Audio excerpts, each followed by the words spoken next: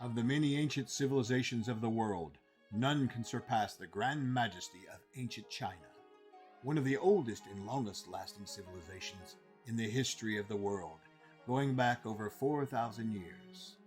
Trollord Games is proud to announce our latest Mythos series project, the Codex Sonarum. The Codex Sonarum covers the might and profound wonders of prehistoric to medieval China, both historic and mythic for castles and crusades. With almost 200 mythical Chinese creatures and over 140 deities and heroes, the Codex Sonarum is filled with monsters, gods, warriors, and more on a level that will be truly legendary, told in a narrative true to Chinese history. It introduces the basics of Chinese martial arts and is complete with Qi and the many legendary abilities associated with it. Ancient complex systems of sorcery, spellcraft, and fortune-telling, even enchanted charms, are explored as well. Players can live out their characters' adventures in tales set in popular Chinese fantasy styles like wuxia and more, while within a pseudo-historical setting and brought to life by the castle keeper or game master. Researched and written by Brian Young, the wildly popular Mythos series delves into the mythos of the ancient world, bringing hosts of gods and heroes, legends and lore, and even the monsters and foes that plagued the peoples of ancient times to the stories that you create. The Codex Sonarum brings ancient China to your table. Join us and pledge today.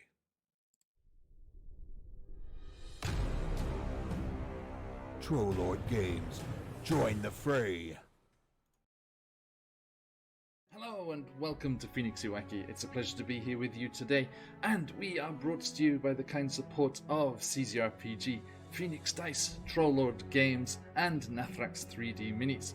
Look out for your chance to win in our fabulous giveaways. Check the session for today's giveaway. And, of course, you can get yourselves a lovely discount over on their homepages using the coupon codes that will pop up in chat. Do not miss this amazing stuff. CZRPG with their beautiful encounter design, maps, a fantastic Patreon for you to join. Phoenix Dice, their incredible, sustainably produced, recycled packaging and everything. The wonderful Click-Clap Math Rocks, do check them out. Trollord Games with their incredible Castles and Crusades original system and lots of D&D content as well. And the beautiful 3D printed and beautifully painted, if you wish, minis of Nathrax 3D minis. Absolutely wonderful stuff. Please check them out and let them know that the Odyssey sent you. Now, let us also say a huge thank you to the wonderful people over at Sirenscape. Amazing music and sound effects for your games, and just makes the whole experience a completely different level. Check them out, stuff for D&D, Pathfinder, Call of Cthulhu, other game systems, board games, science fiction, fantasy, everything you need. Link in chat for your chance to get a free trial of this amazing product.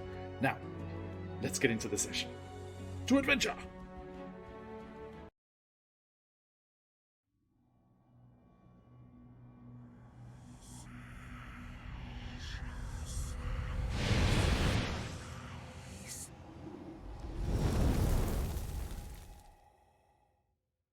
Hello, wherever and whenever you are, and welcome back to QuestJunkiesUK, and welcome back to Loomlurch, in Thither, in Prismere, in the Domain of Delight, in the Feywild, as we return for more Wild Beyond the Witchlight. I hope that you are all doing very, very well. Thank you for waiting for us there for a second. It is a pleasure to have everyone here. My lovely players, welcome back to Stephanie and Colby, and the lovely folks over there in chat. Hope that everyone is doing very, very well. Thank you for joining us today. If you are not already, do jump in that giveaway. A massive thank you, of course, to all of these lovely people scrolling by below me in that pre-reel as well. But another special shout out to our friends at CZRPG who are sponsoring our giveaway this week, which is their newly released fantastic adventure, Brotherhood of the Griffin, a 30-page Tier 2 adventure with new creatures and 6 beautiful maps involved. You can get that in your library to use it as part of your campaign, or play it as a little few-shot game with some friends. Absolutely awesome stuff. Jump into the giveaway for your chance to win Brotherhood of the Griffin. And whilst we're here saying hello, I say hello to everyone over there. Hey, Phantom, hey JR, how you doing? Welcome in everybody, hope everyone's doing well. And let us say a special thank you to the fabulous Evan Blair art for our fantastic character portraits here. Oop, there's all their links over there. Give them a follow, and I think you'll be able to catch them online soon. They've been swanning around in Hawaii for the last week. Whoa. Yes. Very, very spectacular Evan-esque heroic poses in various volcanic landscapes in his Twitter feed. So, yes, the gentleman and the scholar and very talented artist, Evan Blair. Please do follow them. Now, let me also send some inspiration Daisha's way. Thank you, JR. Thank you! Okay. So, that said, let us return to our adventures. Indeed, nobody today, I'm afraid. But we have these three ready to go. As we were here last time in Loomlurch, they had driven off the hag, Scabatha Nightshade, as she fled with her sister Lorna to hide amidst the petticoats and voluminous dresses of their oldest sister in Yon, the last section of Prismere that they have yet to travel to. And as they decided to make their way through the building and loot all of the lootables, they discovered a few more things kicking around. They were attacked by an animated doll and a rug to match, which caused just wanted a hug. A bit of a fuss. But they were then accosted by the blue Oni that Emin's brother had been transformed into, with the members of the getaway gang under their arms, kicking and screaming. He came back looking for Scabatha, but strangely was suffering from fits of the giggles as he was doing that. And it turned out that whilst changed into this form of the Oni, it is still Maxi. And they were hoping to fool Scabatha and trick her into being attacked by the Oni as he was pretending to be her minion still.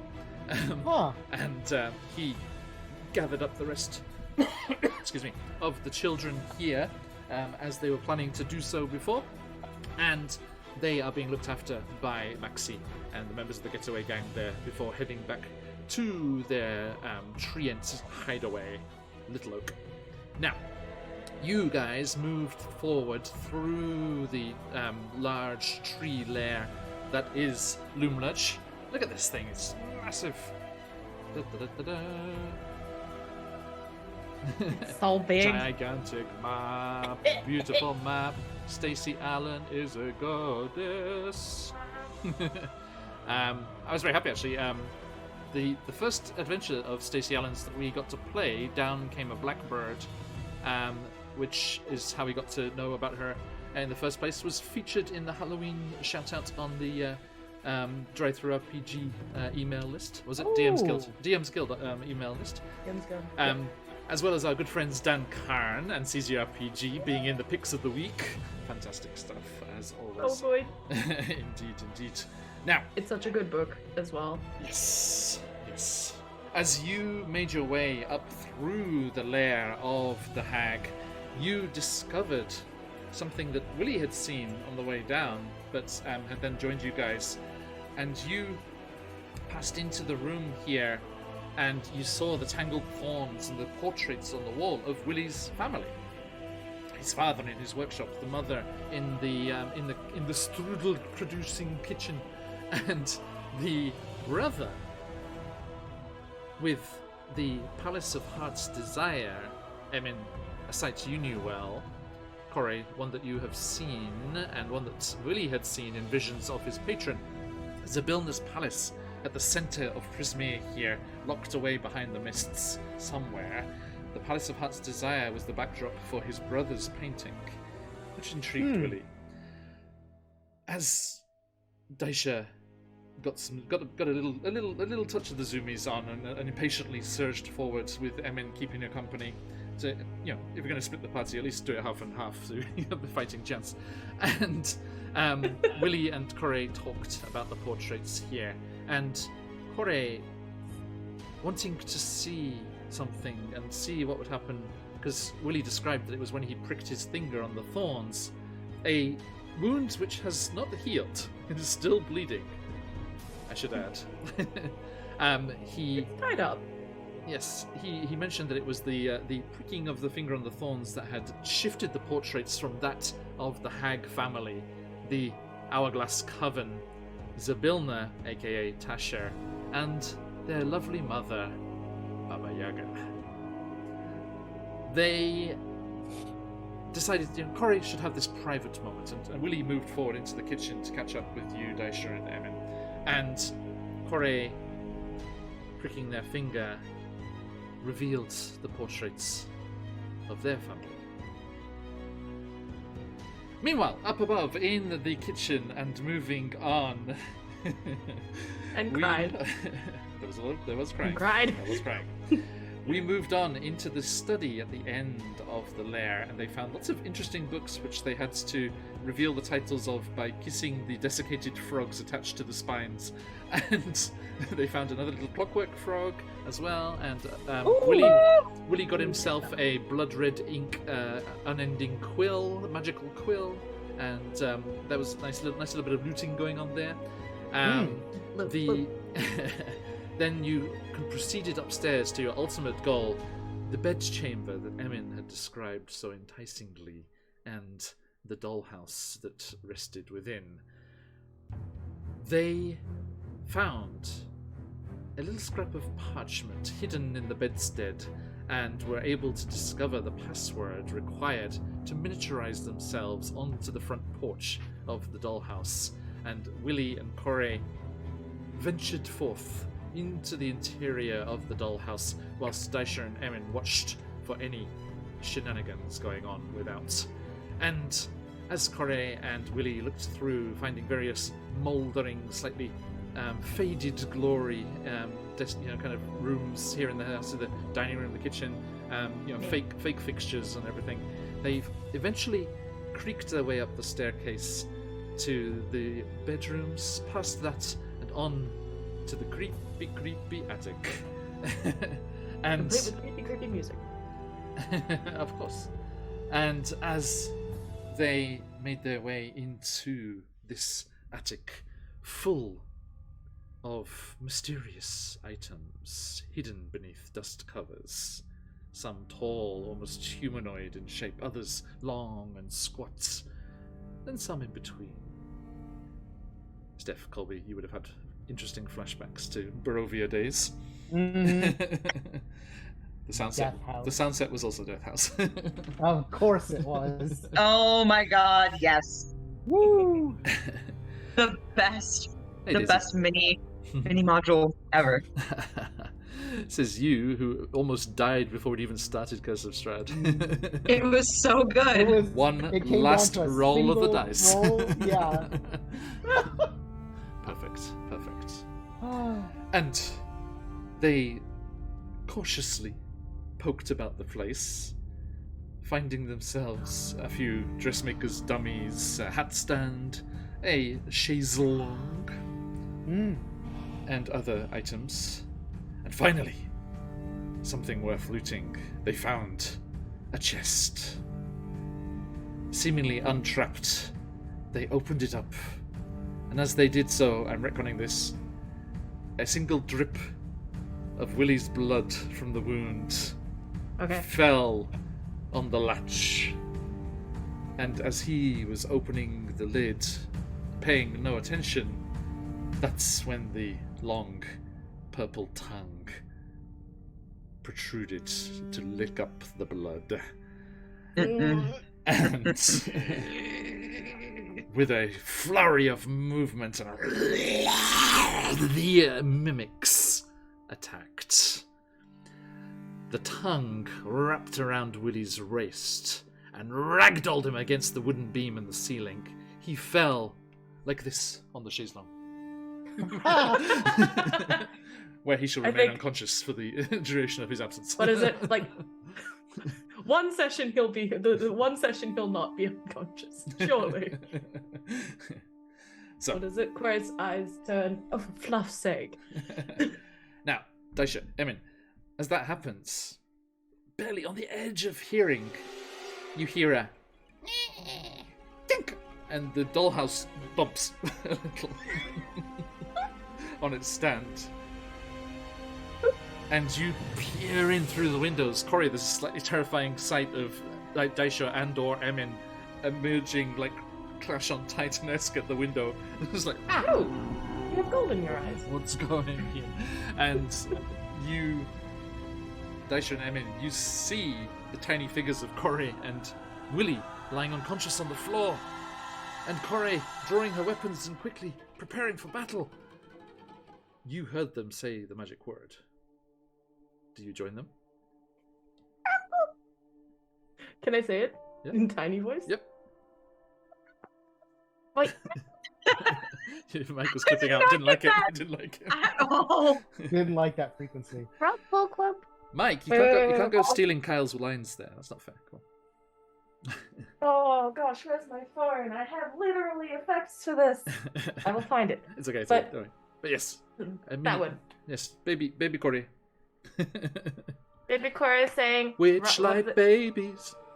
It was Ruffle Club? And they heard you say it when you miniaturized Okay. yourself. They were right there in the room, so it's okay. Okay, cool.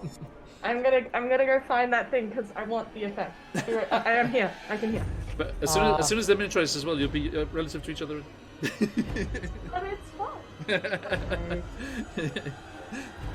I Oh wait, I can yeah, go to my computer. What am I doing? So yes, Hang on. as well, let's discover in the little intro here what you two are going to do. So, Daisha, don't go hiding. I'm sorry, I have popcorn kernels in my teeth now. It's okay. Try to be polite for stream. It doesn't. Oh, it's okay. As my first ever online DM said, we are tiny windows on a screen, probably on a mobile phone. Do not fret it.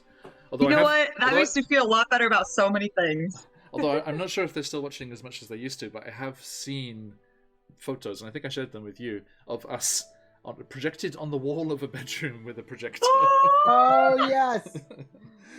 So, That's so I do remember that. cool. yeah, that was awesome. It's so weird. Like I was watching on a computer on your phone. Like I was home early the other night, so I watched some of Patch's adventure, the Muffin Crew over there on my TV instead. And it's just like, oh, it's so weird seeing it so big. What? Yeah, no. GTD Vicky did it with the Quaddle one shot, and I was like, Okay, my friends. So that is where we're at there. Emin, who are you in the real world, and who are you playing, and where are you at, my friend? Hello, everybody. My name is Colby, and I will be playing Emin Pastiche, the fairy rogue, who at this moment is very seriously contemplating trying to jam the thin tip of his rapier through the window of the dollhouse. Thinking twice about it, and he's going to join Corey inside. Okay, so yes. Samesies. Get it to me. As Emin says the magic word and is shrunk even smaller than he already is down onto the porch of the house. Corey, how about your good self? Hi everyone, I'm Scarlet. Hi everyone, I'm Scarlet Song She Her. In game, I am the masked, mysterious, flower-haired sass master. I don't know. Ranger of the Feywild Corey, and I am currently rolling my eyes at Billy, looking like this on the chaise lounge at the same time as I think I said in the last session, and feel free to correct this. I prepped primal savagery in case of emergency. Excellent. So that'll be my first strike. As soon as I see the tongue, I'm just like, oh, fluff, no. Noted. And last but not least, Daisha. Hi guys! Real world, I am Stephanie. In this world, I am Daisha Sesti, a barbarian Yanti. And as Emin is sticking the point of his rapier in the window, it'll definitely be like, can't even see in there! And then he shrinks himself And then she says the same word that I did not catch because of the frequency. And shrinks herself. Thank you. And Okay. I do the same. And you're both on the steps. Okay, folks, that is our scene. Those are our players. And we are going to jump right into Wild Beyond the Witchlight.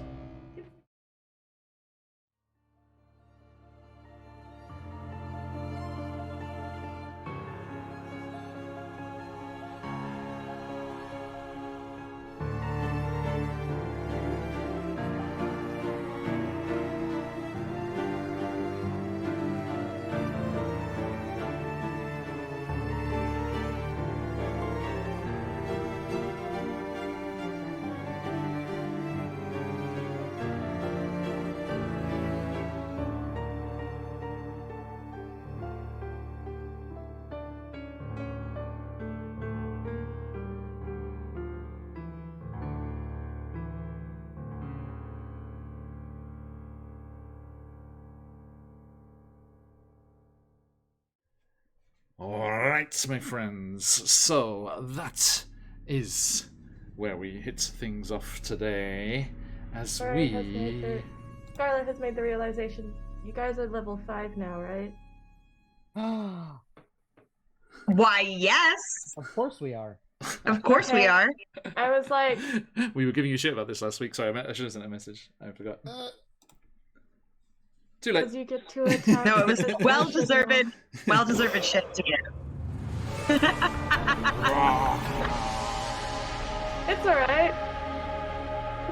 You get time. Level 5's not the big a deal. See how you turn up in the turn order. You guys get Grim- you Occasionally. It happens, it's rare. you leveled up yesterday, Grim. Shut up.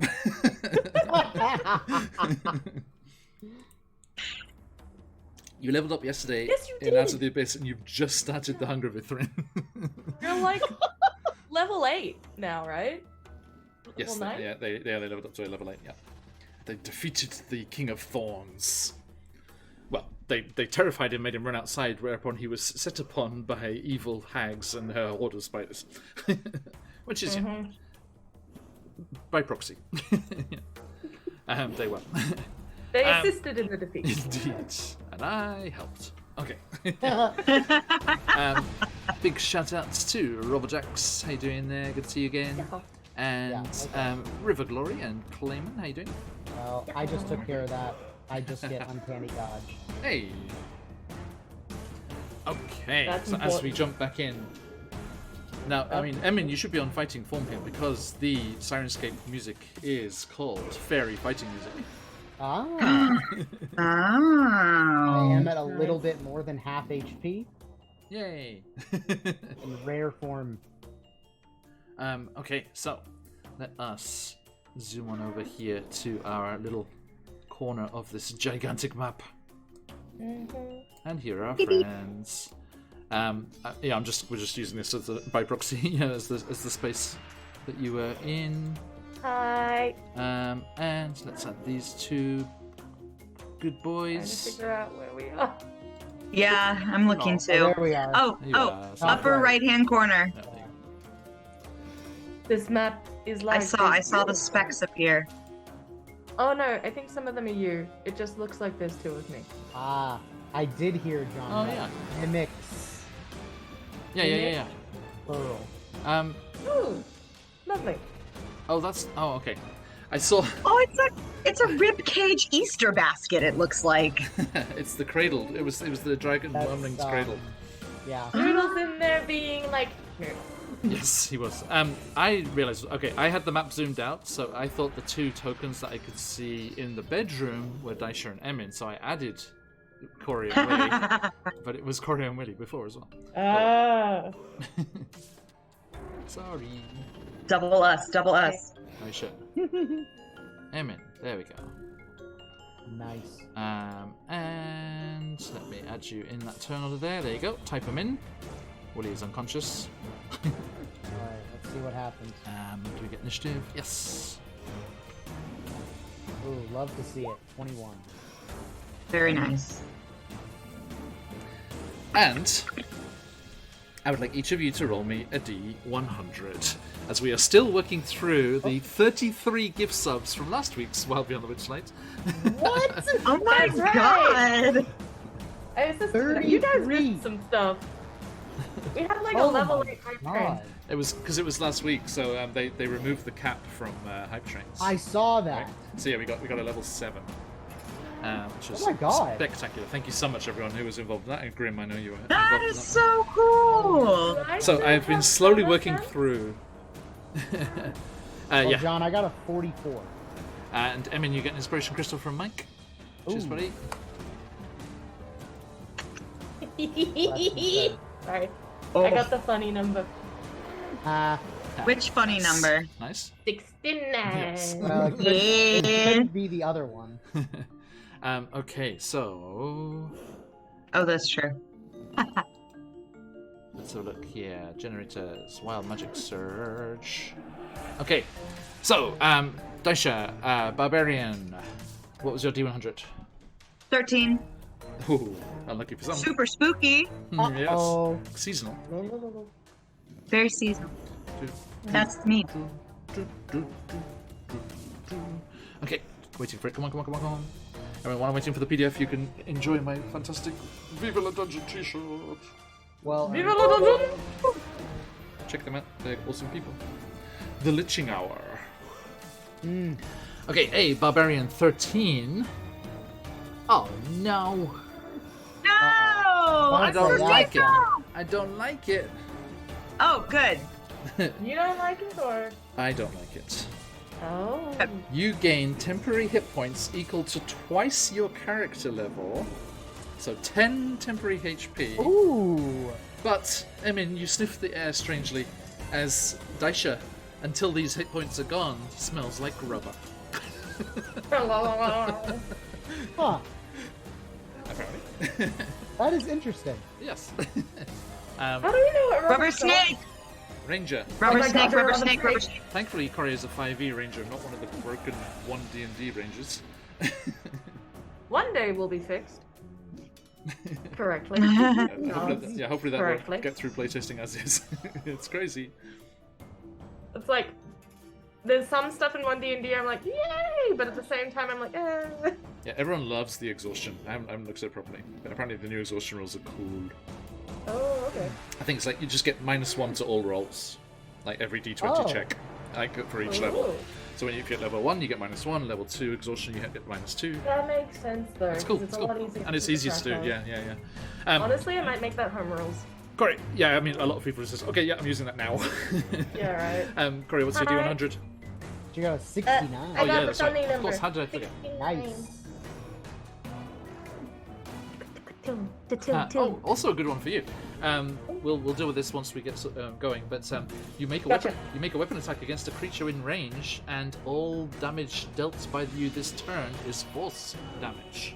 Ooh. That's not bad. Use the force, Corey. Love that. Okay. Mhm. And our rogue A 44, sir. 44. Thank you.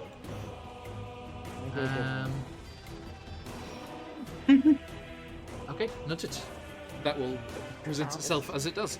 Okay. Oh God. What I became a chicken? Heard. That would be evident That's great. immediately.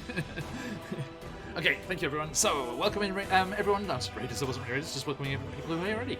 Thank you, good to have They everybody in. raided Hope you're into doing our very hearts. well. Sneak attack. Okay, and has everyone got their thing in? Corey, what's your initiative? I'm awake. Alright guys, I got like 3 hours sleep yesterday and then I slept a solid 10 and I don't know who I am anymore. 17! For me it's Schnoodle. Schnoodle is not involved, Schnoodle is guiding. Strudel's in the crib still, I'm afraid. It's okay, Schnoodle needs a nap. Okay, so... What's it doing? Behave. Weird. Hey! Okay. Oh, there we go, cool. Okay, Grim with a gifted sub there. Hey. Grim, who would you like that to go to? Oh no. Oh, who would you like And another those to go to? Thank you, Grim. Who would you like? to get the what is it? This is the Wheel of Shenanigans one, right? Sir. Yes. Okay, and for my mimics, Alright. 38. Clear hearts. Both of them are getting the same one.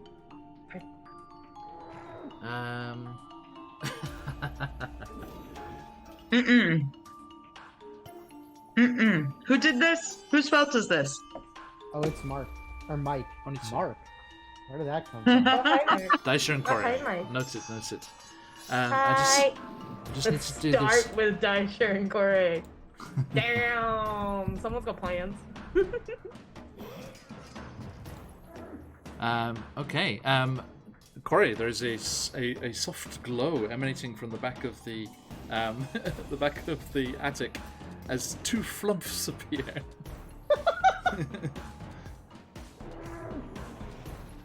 Corey like turns to the flumps, looks at Villy, turns to the mimic, looks at Villy, the flumps, the mimic, Willy, No problem, Robjax. just grabs out her rapier and What goes, the "Please heck?" don't be mean. I've had a hard day."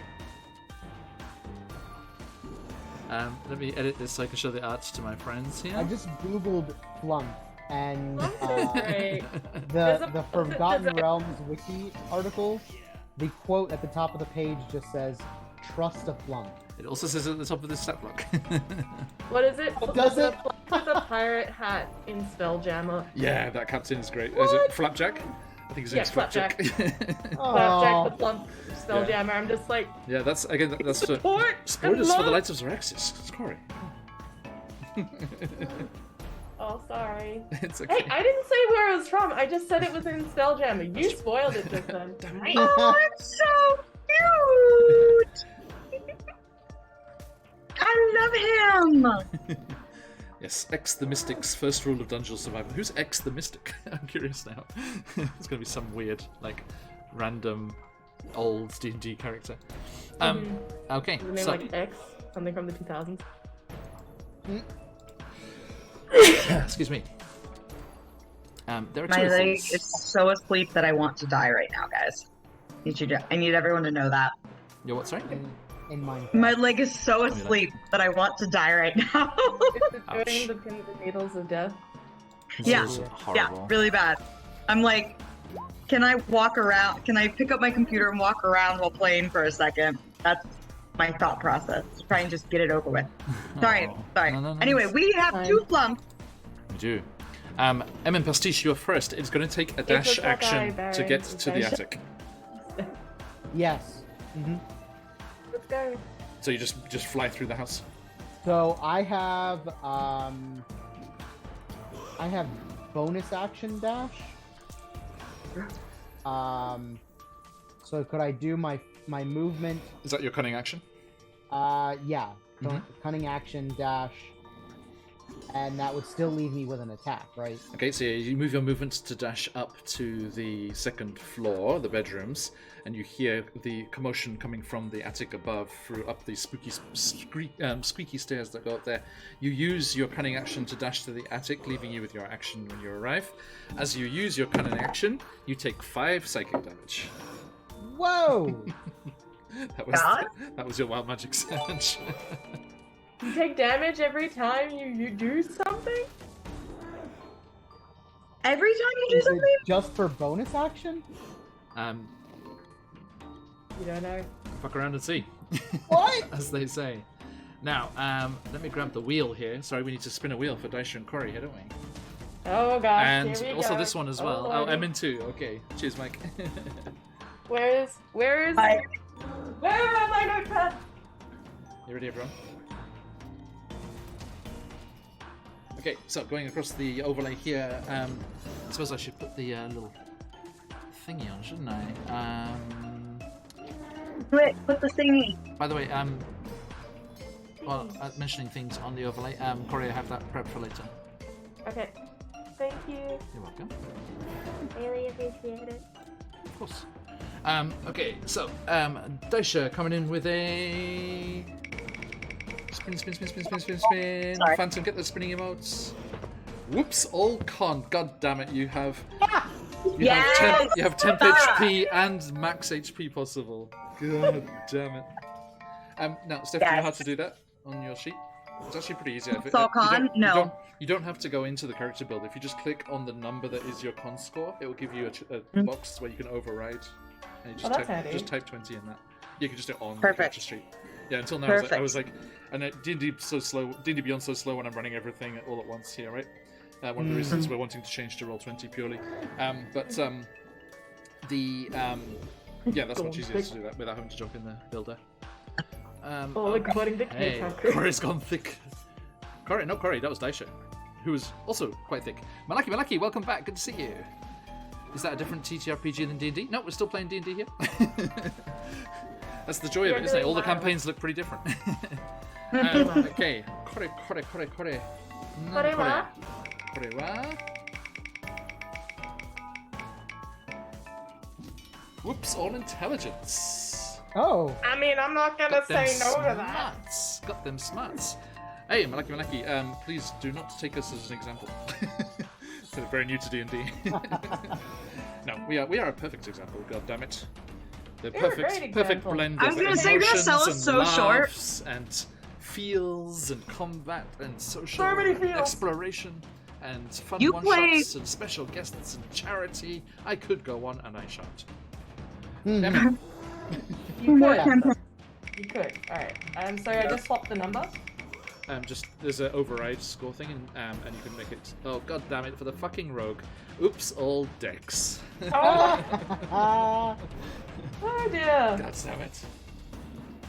No, okay, I can't do it in the app. I'll do it in the sheet. Don't This worry. is Just goes all the way really up to fun. 20, right? Do you I want don't to think do it, that could have Corey? gone better. Should I do it, Corey? Sorry, I have to. It's alright. It's pretty easy for me to do. I have to do it in the sheet. Like, I can't do it in the app. I can do it in the sheet, though. If you would let me, my goodness. Oh, wow. Corey. Never heard John curse several times in a row. Robots need to spend more time together. I'm not a squeaky clean guy. You should have been there when the guy cut me off driving this morning. Oh. Okay, yeah, that's changed up. Sweet. And prepared I am prepared. I'm in. for what? I do not know yet, Ugh. but it'll happen. Ugh, 20 dexterity. Ugh. How many freaking HP has this person got? Who dat? Who do nice things? Juniper Finch, thank you. We have an owlbear called Juniper. Yeah. Ah, yeah. Beautiful. Thanks for the Who follow. do nice things. Hello, dear. Who's about to go off hunting for some honey? I believe. Oh. I don't know what you're talking about. Okay. At least you're still nicely damaged, actually. That's okay. It's like you're going to enjoy the max of that HP for quite yet, but soon you will, and I shall rue the day. I mean, I did get the 10 lucky, awesome. temporary, so that's Yeah, that helps. helps. So, Malaki, jump in the giveaway because all of our giveaways are great for DMs. You should get on that. There's a lot of really awesome content, like encounter bundles and stuff. I've won some stuff that's been very useful. Oh yeah, and our friend, I thought I saw our friend. That's and, right. One of our friends before they're doing a big Ravenloft campaign, and they said the encounters in Ravenloft was fantastic. They're using that all the time. Aisha's AC does go up because she's got all con. AC. Oh. Yeah. Yeah, because Barbarian's Unarmored Defense is AC and Strength. Isn't it? Oh no. It's like fun. So Oh. mine went up to 54. Yeah, I thought you knew that. I'm sorry. I thought that's why you're No. saying you can't Wait, enjoy your- the benefits your of it. AC. So your AC Oh shit! Because Really? unarmored Hell defense. yeah! Oh my god! Yes. goes Mine went up goes too. up by the number of points you just gained. Yep. There it does. For your bonus. Thanks, Gran. Mike, curse you. It's alright, you'll see the revenge probably. He will see the revenge in the No! in the Caves of Hunger on Monday. Nah. I just had an away team of astral elves beam into the caves looking for his character, so Oh, lovely. As Love that. they scried on his trident. That's Yes, what- you're getting Astral caught by- elves, Look, red look, grays, aliens. yeah, they're from Spelljammer. Spelljammer, yeah. Oh, are they really? Yeah, they're from there's like astral elves, and they're ethereal and stuff.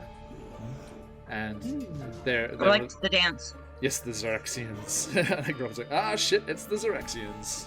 It was the Xeraxians in there. Nice. It's okay. Only at least 3 of them had red shirts on. It's okay. Okay, now.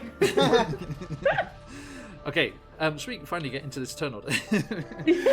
Sure. Emin, Sounds great. you, Corey, you see Emin staggering up the last of the steps, like clutching at his head. He's like, what the fuck?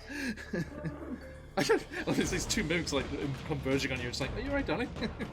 Like, are you alright? She says, like, with like a glowing hand dripping with acid. Okay. Oh, yeah. So, Emin, you have your action. I do have an action. Yeah, let's see what happens. Let's test So, the limits of Let's say, whatever I mean, the hell let's I say the attic is the shape of this room. So you have arrived at the Okay. top of the stairs. want. Okay. That shows. Let's take Willie's already on the bed, unconscious. a little shot at this guy over here, Okay, go for right next to Corey. And since it is it's within 5 feet of an ally, I can take sneak. it. Yes, indeed. So we're gonna roll 2 hit. Yeah. There's a 15 hit. It does. Sweet. They're not very dexterous. They do not hurtle themselves around rooms with their tongues like in the D&D movie trailer. I rolled a 1 on the damage die. That sucks. Boo. If I had, Krieg has Piercer, so he would have been able to re-roll that. There was a very funny Uh, moment. There was a funny moment in Brovia and Beyond yesterday, where everyone went through a massive skill challenge, like parkouring their way through this huge, like, kind of Prince of Persia, Assassin's Creed-esque What?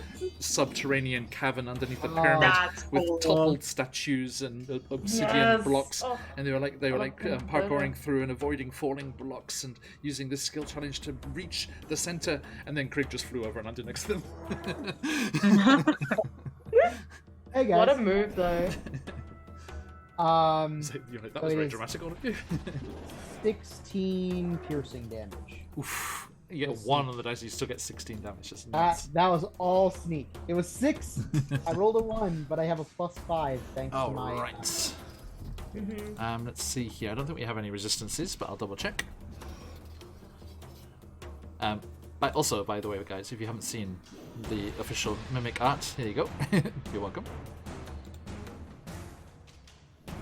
Oh god, the eyes are just so much. He's so cute and teethy. Okay. Right.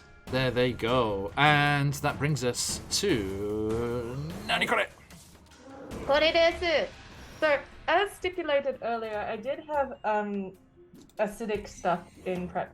Because of that wild magic surge, am I allowed to use that on my next weapon attack, or was it only for this round? No, because you need to cast the spell still, right?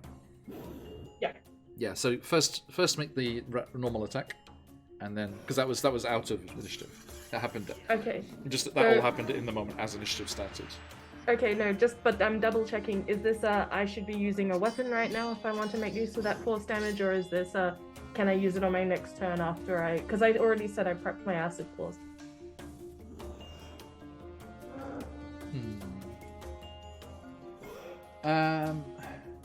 I think for this round, it did say all damage this turn is force damage. Yeah. So yeah, I think all the damage will be force damage this turn round. So just even if I do the spell attack with yeah. say Yeah. Okay, cool. Because I was like, I've already got my Hey, Papa. fingers dripping with acid. It's so awkward. Because got a few Um, minutes to stop by to say hi. No crying tonight. Not yet. Can't guarantee that. Anyway, Watch the space. Corey like turns to the closest mimic, which is right there. She said, "Hello, excuse me, please die," and just goes and with this Evan can see it, this rage that he's not used to Corey having, as she just takes, even though it's like a one-handed strike, she takes both hands and just goes down very viciously. Go for it. And as she does, the hair kind of pulls backwards at the same time. It is a 21 to hit. Yes. Nice. And that is a grand total of, if this is force damage, oh come on, show me the bloody 13. numbers. Can I have the numbers, please? 13. Huh? 13. 13? I got 13. I got it before you did. Yes, oh, sorry, I had my notes blocking it because the pop-up for the I dice. see. 13 force damage, and then Okay. the additional damage from Now, using my Emin, I think you've seen her use this primal savagery before. So these claws like like rake across the mimic's surface there. But as they do, there's just like a and there's like there's all the dust in the room just goes scattering across. And yeah, His hair like wavers a little bit. He's yeah. like, Corey's oh. doesn't move an inch. It's just- and then I'm using the favored foe feature. that put it exactly at bloodied. ooh. I am pissed. I'm using the favored foe feature. Mm-hmm. So when I hit a creature with an attack roll, I'm marking it as my favored enemy for the next minute. Okay. And I am going to deal an additional 2 damage. Yeah, which is still force. Gotcha. And does it kick in on the first turn? Yes, it does. So when I hit it, when I hit the creature with a spell attack, It activates, yeah. it activates. Nice. And then, just to double check, because this always confuses the crap out of me every single time I try to. I also have Dreadful Strikes as soon as I can find it. When I hit a creature with a weapon. So it has to be with a weapon instead of a yeah. spell attack, I think. Yeah. Alright, cool. That's it. Thank you. And that brings us to the mimics. So they do get a turn before they Yay. die. Hooray! Take a single turn before they Okay, first one is going for you, Corey. That one that you're attacking there. Yes. It is going to. Let's see.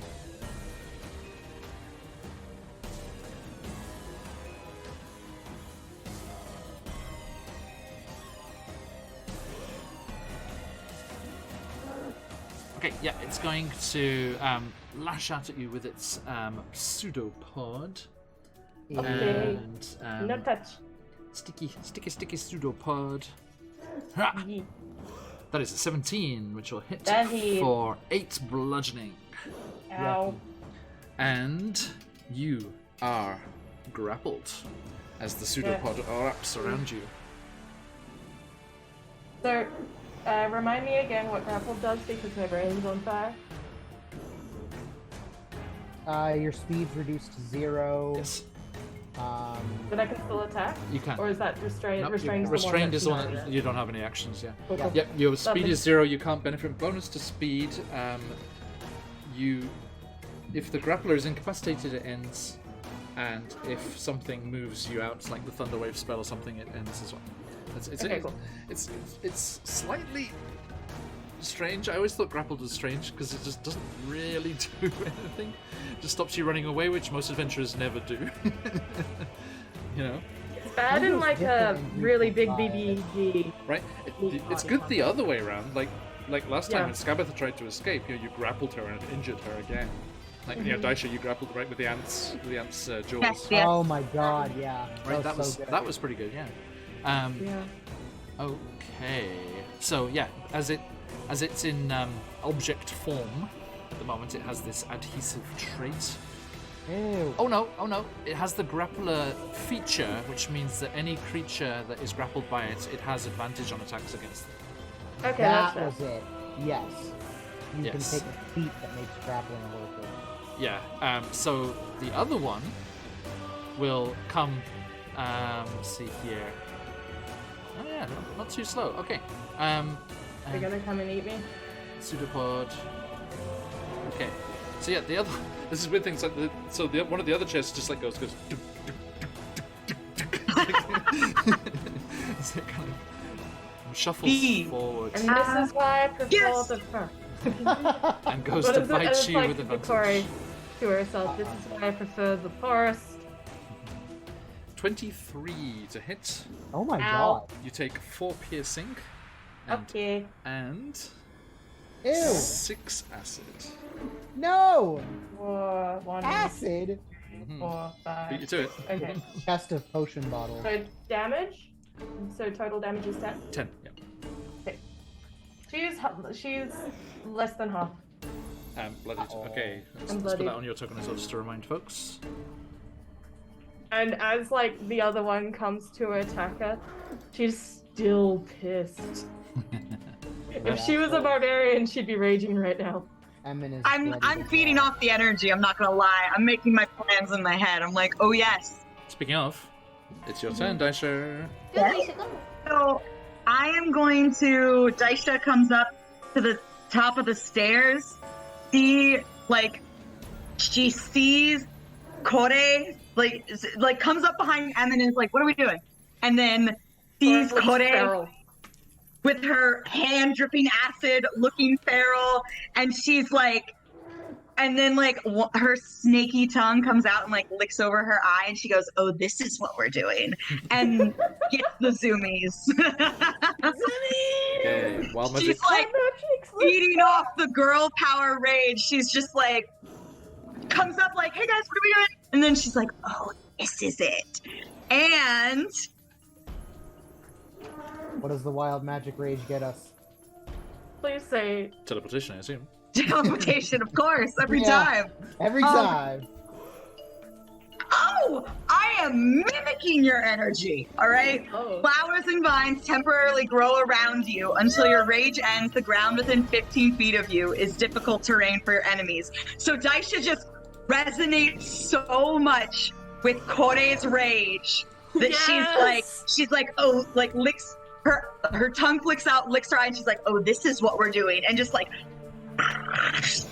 leaves and vines grow out. Can everyone can see that the circle? Not on my end, no. I can't see I it. can. Hang on. It may be a player thing though. On my end. And it's specifically There you difficult go. There terrain we for go. my enemies, which is nice. I like to think that like it's that and it's the same sort of like vine-like texture you've seen from Kore like a million times. Yeah, totally. Oh, for sure. Mhm. It totally is. Okay. Totally. Awesome. Thank you. And as you, I mean, you're still flying in the air there, and you just see the floorboards and everything just erupt with these vines and leaves there. The flumps. That's my Yay! bonus action. I You- still have an action Oh, now. yeah. You had to dash to get upstairs. Yeah. Oh, okay. Oh. Excuse me. Now I got excited too. the flumps are What is a going. flump? They gonna give hugs? Pop? I have no idea. I don't think I've only ever used plumps flavor-wise. I don't actually remember what their stat block looks like. What do you do? You strange jellyfish. Okay. It's a almost perceptible through the air, it's like a shockwave goes through of telepathic energy, and all of you in your minds hear. So lost, so confused. Who is good? Who is bad? I would like you to make a group persuasion check versus the mimics Yes! group persuasion check. Okay. We're Persuasion good. or intimidation. Kore says it's like Dirty 20. I'm not the one trying to 2 be. seconds, 2 seconds. I'm not asking to be eaten, dear. As she's shouting at the top of her lungs at them. Oh, it's a net! With the plus 9, so 29. Emin got a 23. So in his mind, he visualizes like these big neon arrows over the mimics. Okay, so remind me again. So it's a dirty 20 dice, right? Dirty No, 20. natural 20. Corey for a total of No, natural 20 for a total of 29. 29. Yeah. Okay. And I got 23. 23. Okay, that is an average That is an average of 24. Incredible. And the Doesn't mimics succeed. got an average of 16. Oh, Man, they're actually quite wow, nice. they're I got a 14 and a natural 20 as well. Hey. But their charisma is -1. wow. Okay, so the flumps, just like floating in the air, just little tendrils, and they're like, and the three of you hear very clearly in your minds, understood. They just go charging across the room and Yeah! Go, buddies, go! attack. They're actually the bad and they mimics. want to get the good people. Oh no. Yeah, that's why they were asking. And they go and attack the mimics with their stench spray. Oh boy, howdy, here we go. It's a good thing Corey's wearing a mask. They're stinky. Stinky. I mean, we dealt with Jabba-Dookie before. Is it really that different? Actually, no, they don't, that would be really bad for you guys as well. They don't do that. And they just attack with their tendrils. Okay. So yeah, these long tendrils kind of like come extending out, and they also actually, this is actually also not useful, but also useful in a way.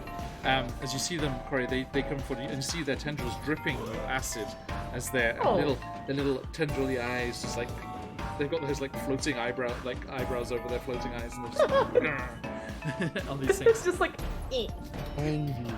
First one gets a 15, which hits, and the second one gets a 21, which hits. Damn. And you, Corey, this is why I'm saying this is useful for you.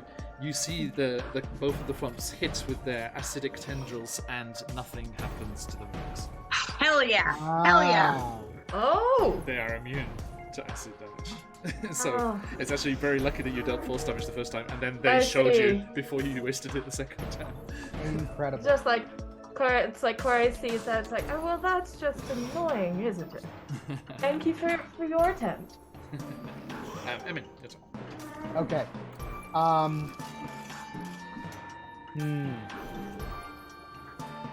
Alright. Emin is gonna move. 2, 3, 4.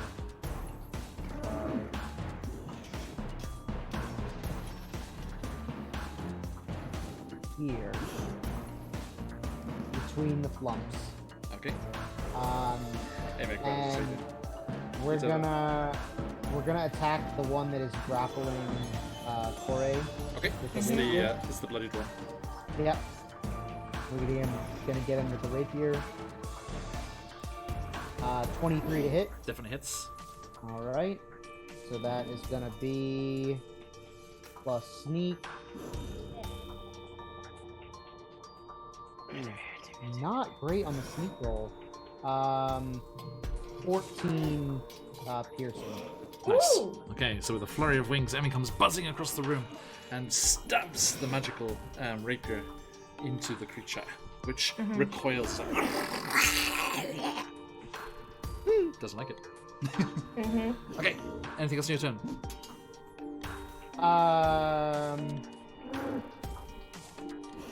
No. Noted. Okay. Corey. Heal self, deal damage. Heal self, deal damage. She's in deal damage mode, I think, more than heal, even if it might Sure. switch up. So she's going to switch up things. Claws are still kind of vibely acidic style, sort of visually, but I'm going to use poison spray. 10 foot. How close is Emin? Emin, why? Probably too close. Actually, if I do a diagonal, sorry. If I do a diagonal here, is that? Because it's 10 foot. Is it in a line? And you extend your hand toward a creature and project a puff of noxious gas. You will turn the plump on us. Yeah, I will. Gosh darn it. Fine. She brings out her rapier. Spoil sport, Emin. Spoil sport. Sad. No. She I would brings not out her have rapier. a psychic pancake. She probably, she probably would have only turned one of the flumps on you, because the one that got hit would probably would have died immediately. Oh dear. Oh, baby! I don't Yeah. want to kill her. They're little weak Alright, yeah. So she takes a rapier and she, like, goes for a deep directly down into the mimic that's eating her. Go for it. That's a... Oh, for fuck's sake, why is my notes always in the way? Yeah. 13 to hit. It's Thank goodness. not very dangerous. That's 8 damage for the first strike. Nice. It is Plus on its 4. last legs.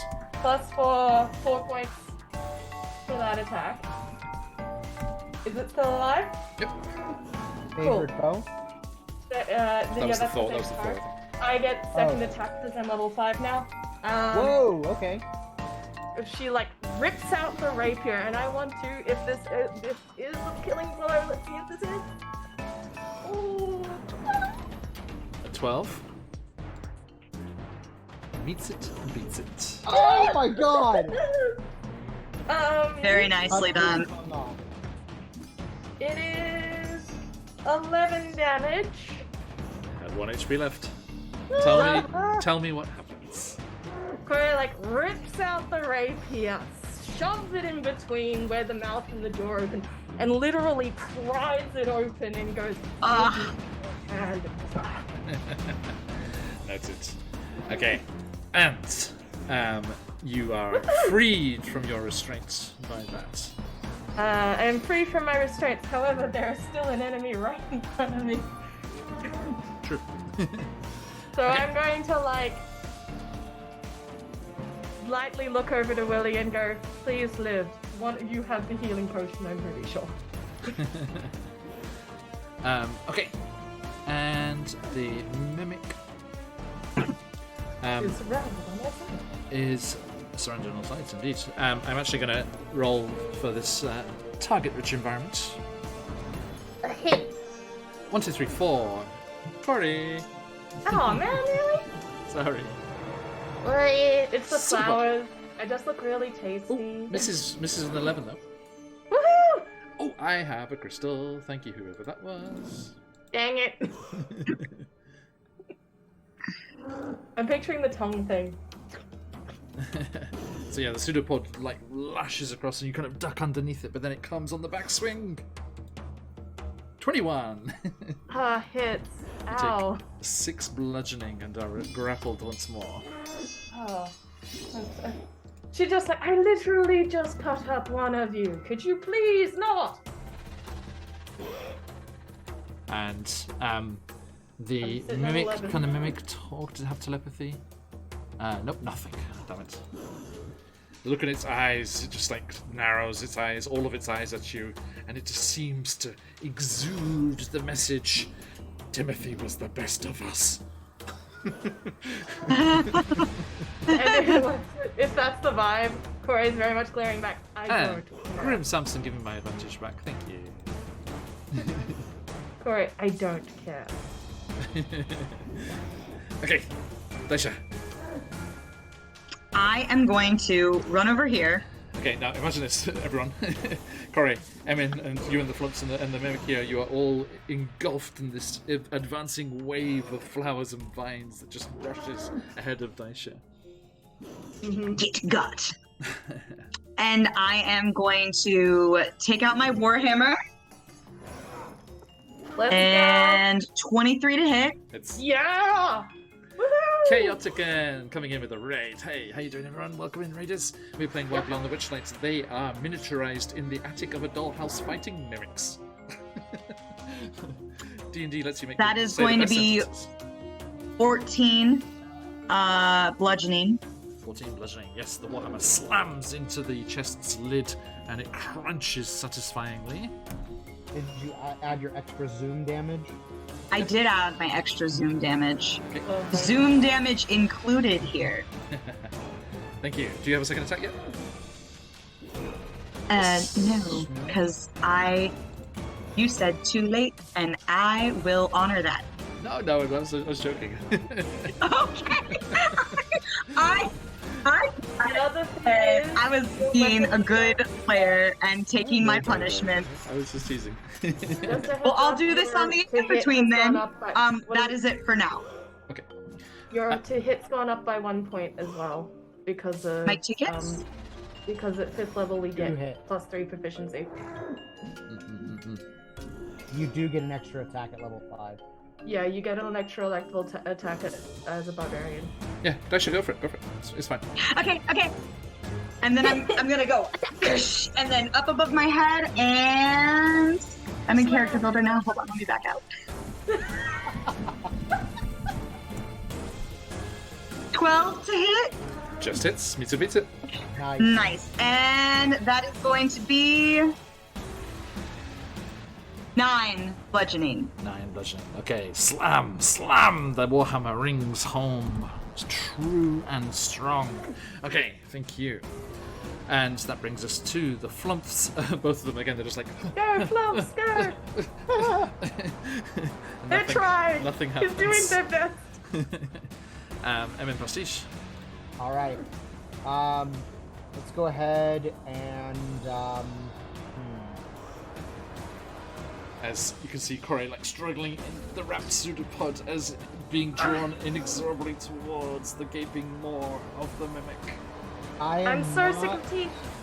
Keflin awaits. I don't think this thing is gonna move, so I'm not gonna bother using Booming Blade. So we're just gonna go ahead and hit it. Okay. The rapier. 21 to hit. That hits. Okay, much better on that dice. Plus sneak. Much better there. 23 piercing damage. Nice. Massive hit. Okay, yeah, that strikes true and deep. And it is blooded. Ooh. Okay. I was Anything hoping else? for those magic words, John. Nope, I'm good. Okay. Hey, Fraven, come on, come in. Okay. Kitties. And great. Corey. Corey was Not like, looking. okay. Jorge is not looking good. Corey but de it's Awarika. looking... Kana. It's not looking good, right? It's blooded. Okay. But Corey is trapped, and I can't make an attempt to escape, can I? Hey, if you want to, yes. I'm going to use my bonus action Okay. to do this for the first time. Corey inhales and does this deep sigh, and as she does, a bloom of geraniums and hyacinths just emit in a spectral wave as a fey-like creature, kind of resembling almost a pixie. Happens as she casts Healing Spirit for the first time. Okay. Which she can move. She casts on her. So the Healing Spirit functions similar to Spiritual Weapon, but instead of it can attack, it can heal. So by being in the spirit on the start of her turn, she gains 1d6 healing, which is 1 fucking point, but we'll take it.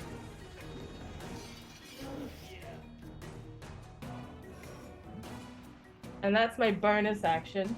Is this is that a racial trait? It's a ranger ability. I got it when I leveled up to 5. I just want to read it because it's my first time coming across it, so I'm just reading it. The intangible spirit appears in a space that is a 5 cube you can see within range. Until the spell ends, whenever you or Is it creature a spell? you can see. Yeah, it's a spell. Oh, sorry. Nice. So this is the first time we're seeing this thing. Could you describe it for it a bit more?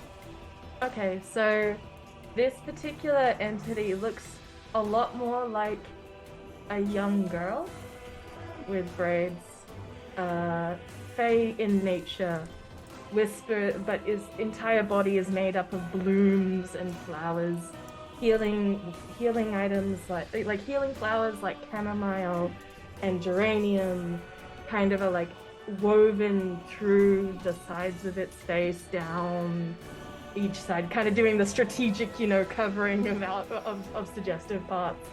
But it is distinctly fey looking. Can we, because we're in the realm of Skabatha and the Maiden, Yeah. when you move to Yon, can it look different? Yeah, I can do that. More than happy. Right. Because what is it? Because right now we're in hither, so Yeah, they look in thither, young. Yeah. Mhm. They look young and childlike as they're kind of like mwah, blessing upon, and like almost like with a comforting kind of pat, like and you can see for all of her ferocity and feralness, like this exhale of breath, she's kind of calming down a little bit.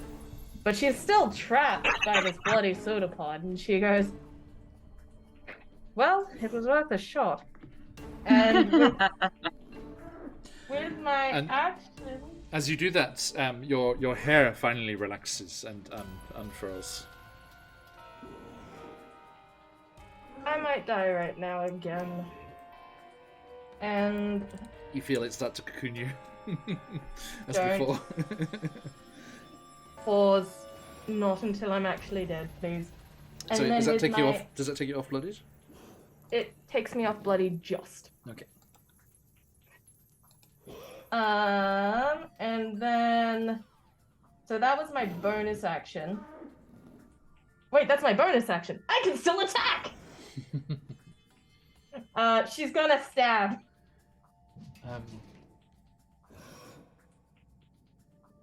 Oh, it's cool because I thought it was going to work for your enemies as well, like because it's like, when you or a creature you can see moves into the spirit's space for the first time, on a turn or starts its turn there, but then it says you can cause the spirit to restore the hit points. Yeah. So it's like even if they moved into that space, it wouldn't. You have to trigger it. Yeah. Let's So- see if I can find. It also means that, so basically, just party function-wise, what this means is if I place the spirit down, you guys can run through it on your turn and gain a d6 hit points. Oh. Basically, it's new strategic goodberry. But it can only happen while I'm awake. Yeah, it's really good. So I'm gonna do the wacko as soon as I figure out where the hell my wacko button is. Here it is. I'm No gonna rush. use my crystal. That's much better. Okay. 21. Nice. Also, Dreadful Strikes goes away because that requires concentration. That's 6 damage for the first hit. 6. Okay. And then second attack, 25 to hit. Nice. Oh, come on. Oh, for fluff's sake, 5 damage. So a total of 11 damage this turn. Okay. Thanks, Thank Phantom. you. So I'm trying to find what's Phantom doing. Oh, thank you. I'll leave the crystal where it is. So I'm just trying to find something for our spirit here. I can attempt to quickly draw something up. In the meantime, I will use this wholly inappropriate spooky spirit. No, that's better. I like that. Ooh, I am going to heal you. Oh my god! I love it. Okay, there must be some. I think there's definitely some That's pixie the ones in there canon. somewhere. I just couldn't find it. That's the spirit that appears. That's the canon. There's some really cool ones in here. Okay. Thank you. So. Sorry, no, I'm distracted by all these fun little tokens. Sorry.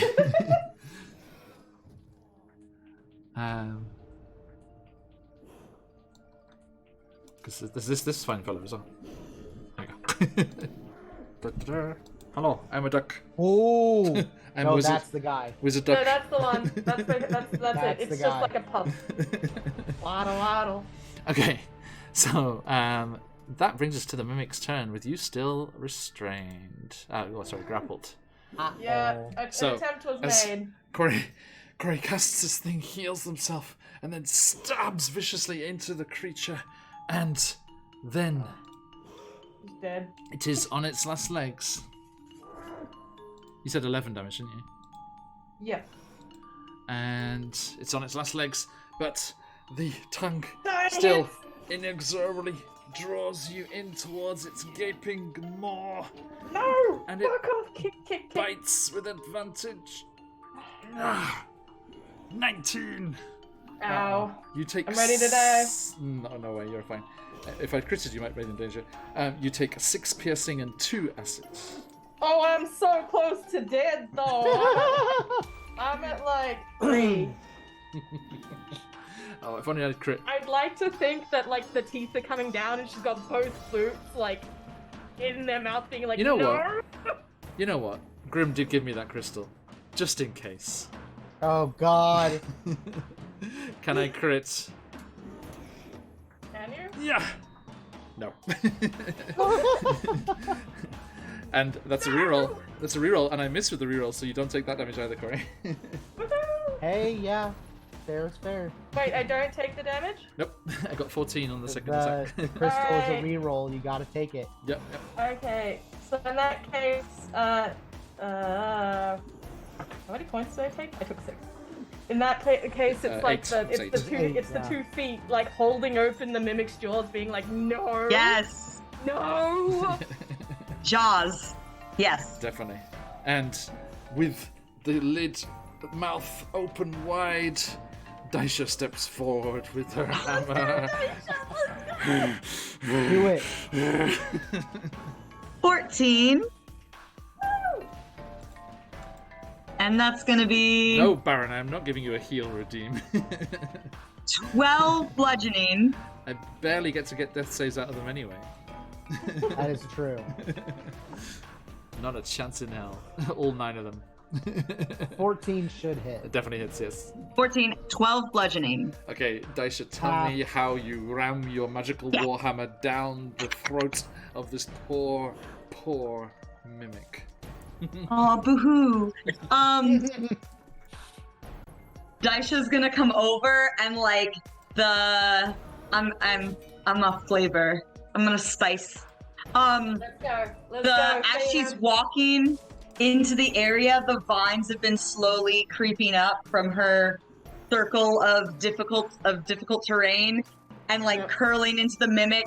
And the mimic's so concentrated on Kore that it hasn't noticed, the poor thing. And then the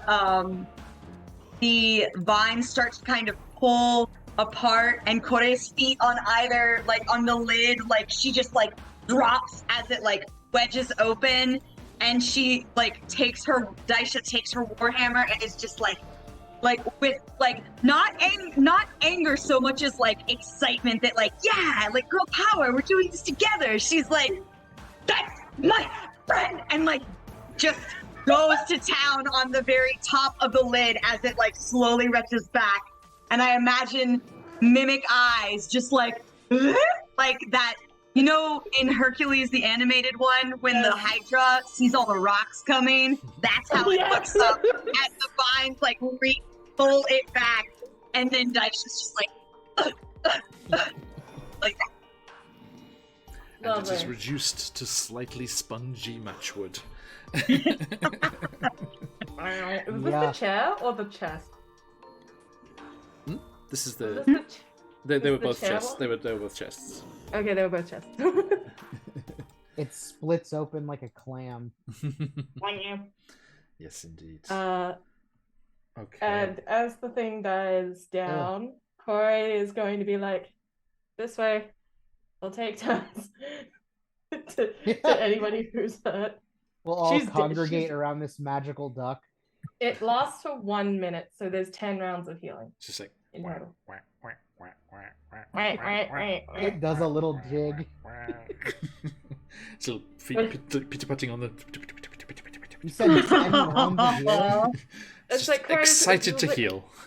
That's not what I remember this summoning, but all right. Does it only do one person per round of healing? It does one... up to It's per, on, it's per on, round. Yeah. Sorry. Yeah, hang on. Sorry. I'm in the midst of sketching up the healing spirit. Oh. Oh, gorgeous. But it does 1d6 on if you run through it, but I gotta have to double check 1 second. Again, this whole thing is this like undulating light as the flumps are just like floating behind you.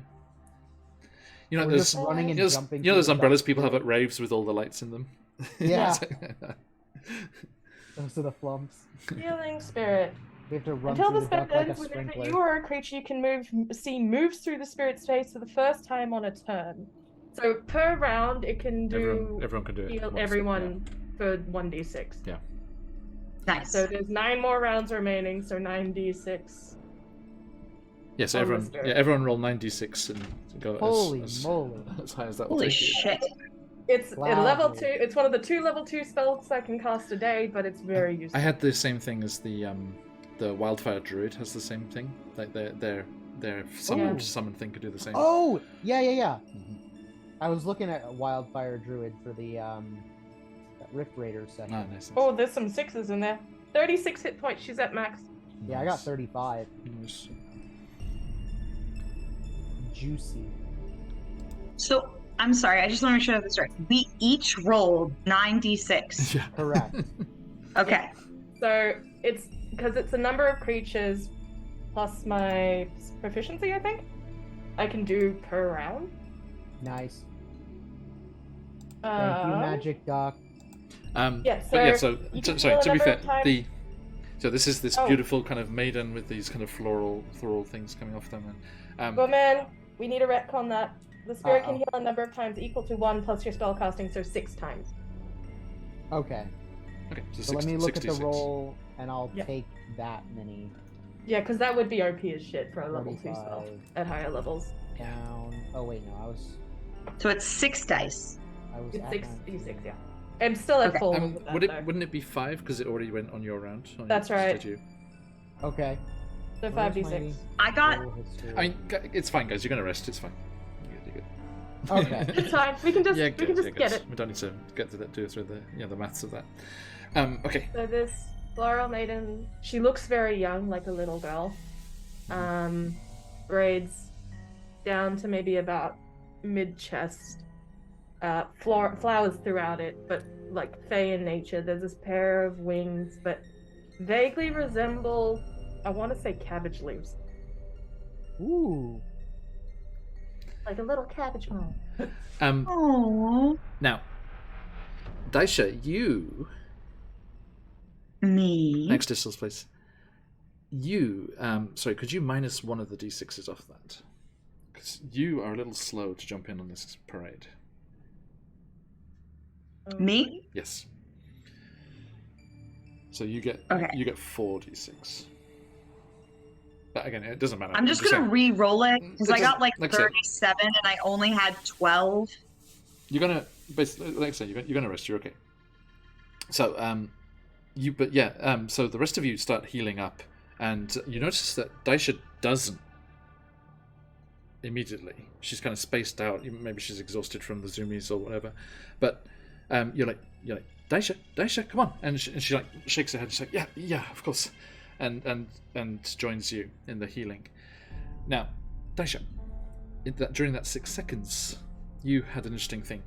The rest of you also see a few trinkets and things hidden away in these mimics. This is where Skabatha was keeping her treasures guarded. Ooh. Grab your hands. But one of them is no longer there because Daisha, with that violent use of a magical warhammer, destroyed one of the items that was in the chest in the mimic that you killed. Uh-oh.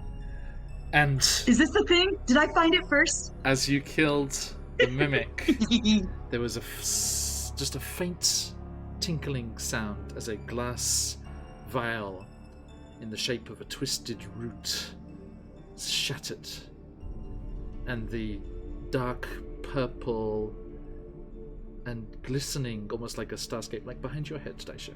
The essence within the glass vial was released and you being right over the creature, slamming the hammer in and like breathing heavily from the zoomies, you just inhaled that essence. As you were just like, all right, and just was inhaled by you. And as you did, the memory that it was something often traded by the Fae played out in your mind. Ooh.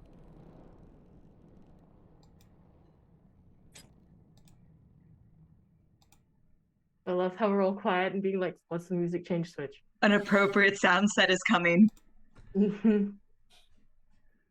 You see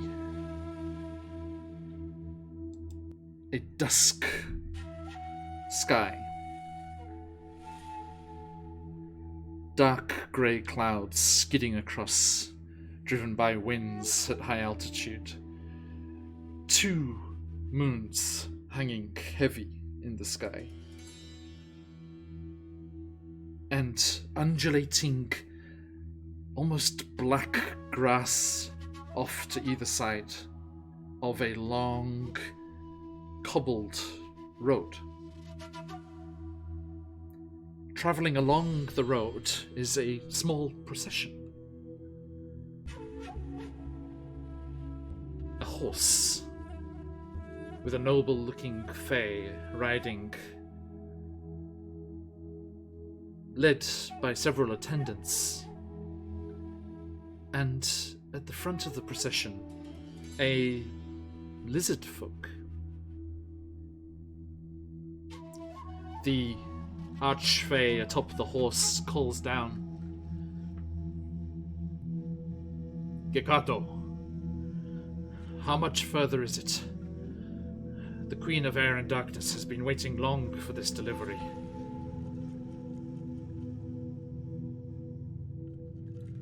And the lizard folk turns round.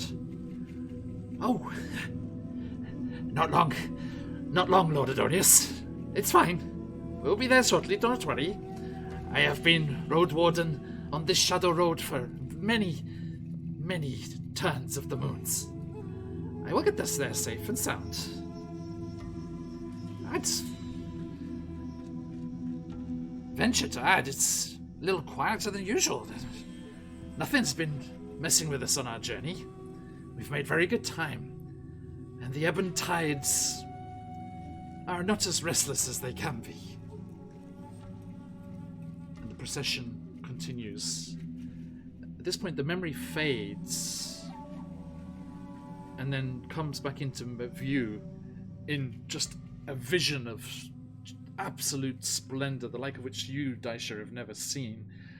Beautiful fluted columns of like dark wood and balconies with beautiful railings and decorated things, ivy and various plants intertwining along them, fae and hobgoblins, shadow goblins and things scuttering about on business, other people taking the evening air, walking together in small groups, couples, individuals going about more private business, but all moving aside as Lord Adonius and his much-rumoured and anticipated delivery has finally arrived.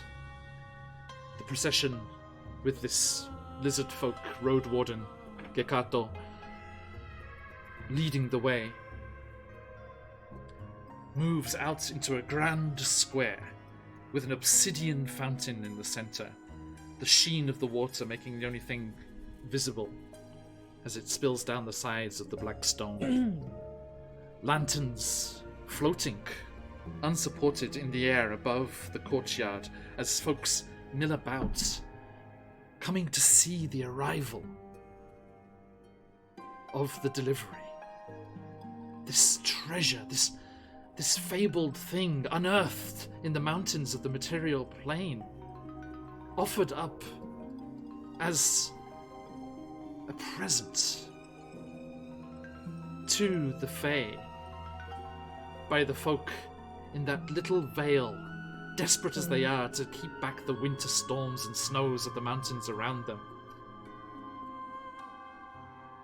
Received by Adonius, one of the Queen of Air and Darkness's trusted chamberlains, and brought here at last to her court. Above the square, looming over it, but yet also soaring majestically towards the stars above, there are the fluted towers and multitudinous balconies and blinking illuminated doorways and windows of the palace of the Fey Winter Court. Again, the memory dips in and out as you find yourself in a large audience chamber. A beautiful throne of dark crystal. And there, the Queen of Air and Darkness herself, with courtiers murmuring excitedly and talking to each other as the procession arrives. And on the dark scarlet cushion rests the orb, the almost perfect glassy surface with the shifting lights within, carried forward by Adonius himself towards the front of the room where the Queen awaits.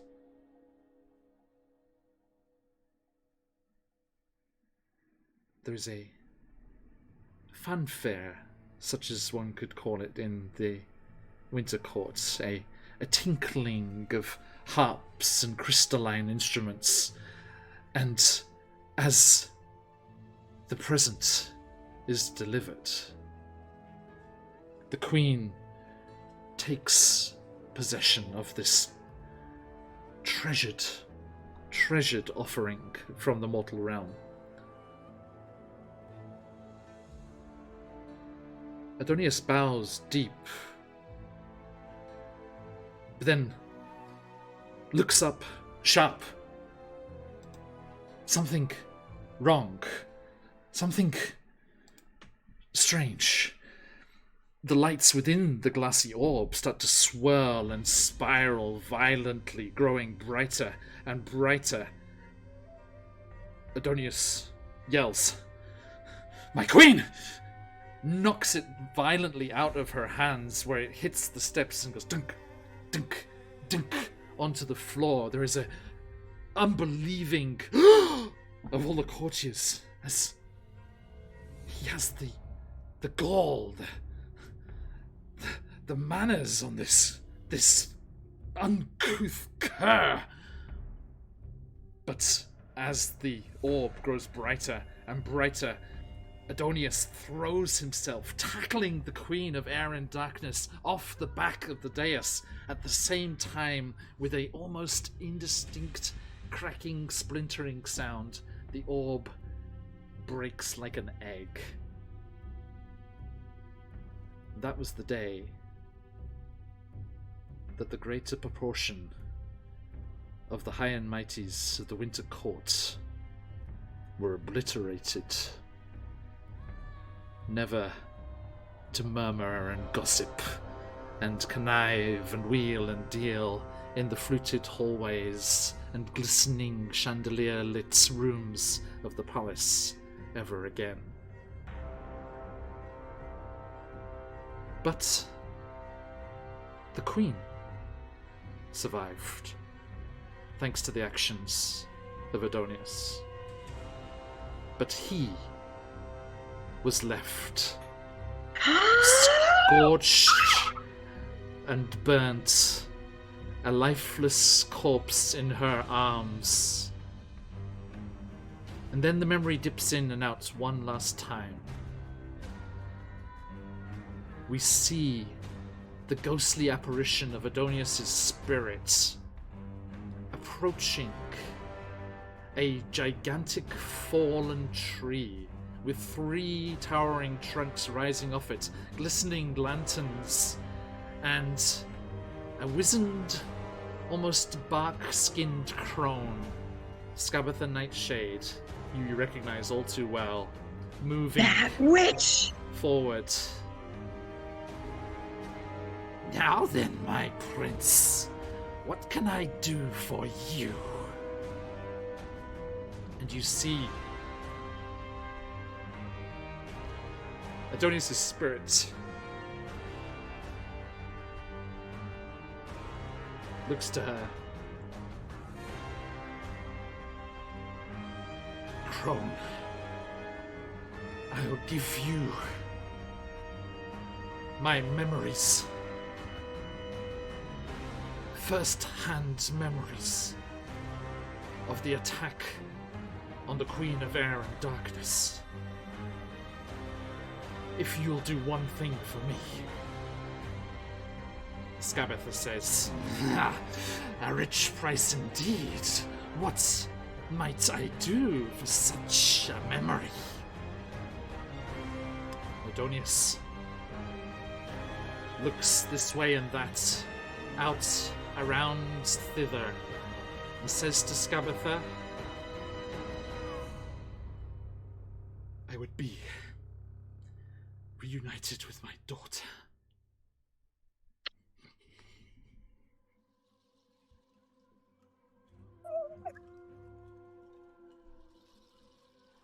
And Scabatha snarls gleefully.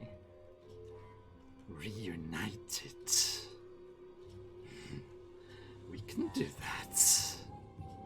And she reaches out a clawed, nailed hand, drawing the memory from Adonius's mind.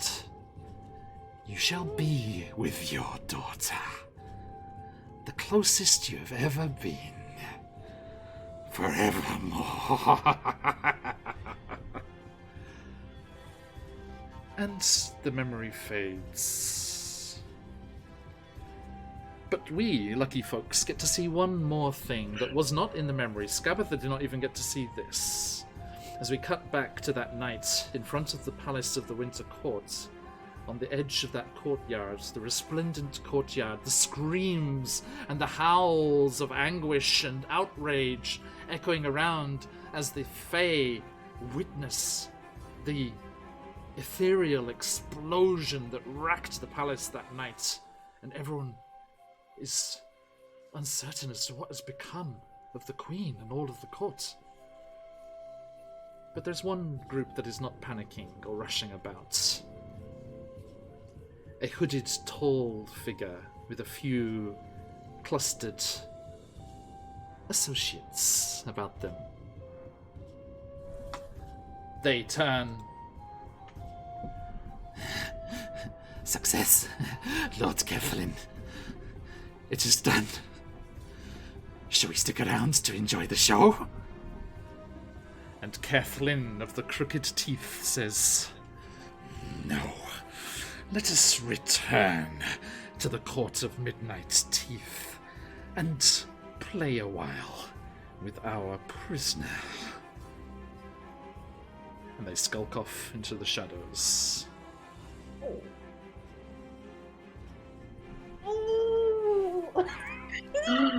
I love where this is going. Oh, you can show it if you want, by the way, because that's what she would have seen. I can, can't I Yes, want to see. Show me. Show me. 2 seconds. I've earned this. I was Now, To inside. see. Daisha, whilst I'm preparing this, Daisha, as you come out of that, and you heard the names you heard, and you saw everything you saw, and it is in your mind, the memory is in your mind. What, as this healing spirit is ghosting around between all of you, what do you say to Corey as you come out of that vision? I have a clarification question. Yes. But Corey is not the queen, though. No. Okay. Unless it's That was, someone I don't know that was about. the only. Then I know exactly what happened. That was my only clarification question, because at first I was like, and then I was like, what? Like that. So I needed Out to. of the Abyss is the game for surprise royalty.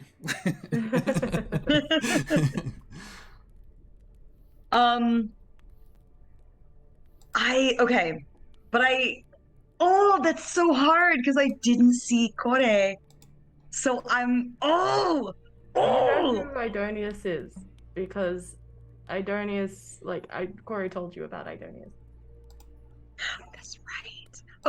Okay. So then I'm gonna be like, Sorry, breathing heavily, still dripping acid.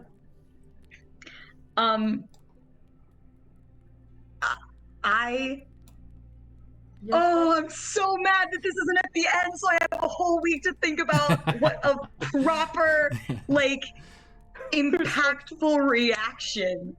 I mean, but this is how Dash is experiencing it. This is all just This Yeah. just flooded through your mind. This is more natural. Yes. Okay. I am, as I come out of it, Are you alright? Come on, come into the healing spirit. and I step into the healing spirit, and I'm just like I Hold on.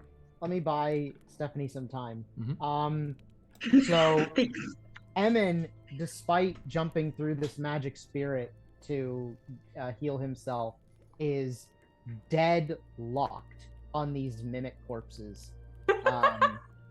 And he wants whatever is inside of them. No problem. So, given that, would he have seen the mist come up out of the... Because he was standing right next to it as well. Would he have seen that happen? Roll me a d4. Okay. Which chest were you looking at? There are 2 chests? There were 2. There's 4 chests? Two mimics. Yeah, half and half. I rolled a 2. Oh. A 2. Okay, so yeah, 1 or 2 was the northern one. 3, 4 was the southern one. The northern one was the one that Daisha killed. So yes, Okay. you did see that happen.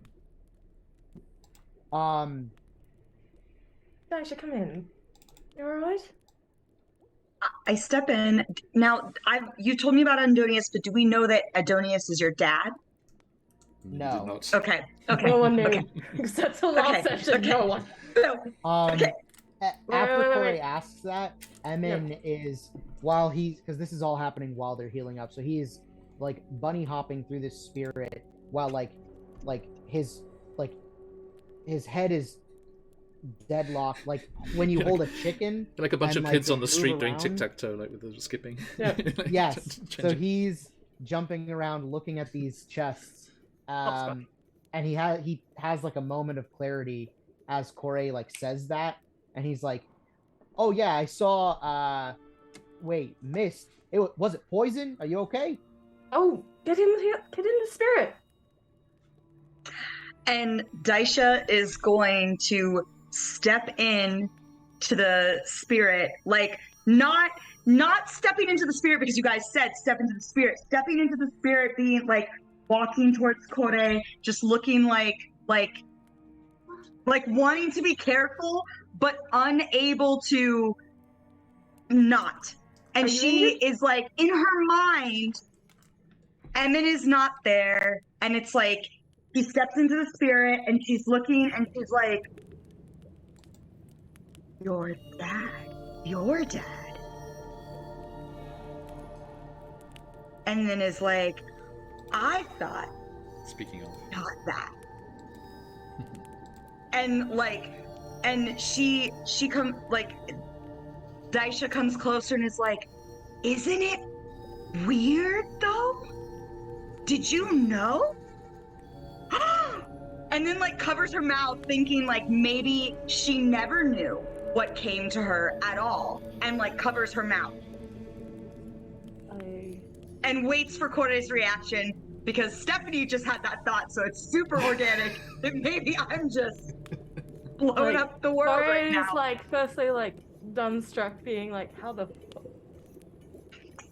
did I only...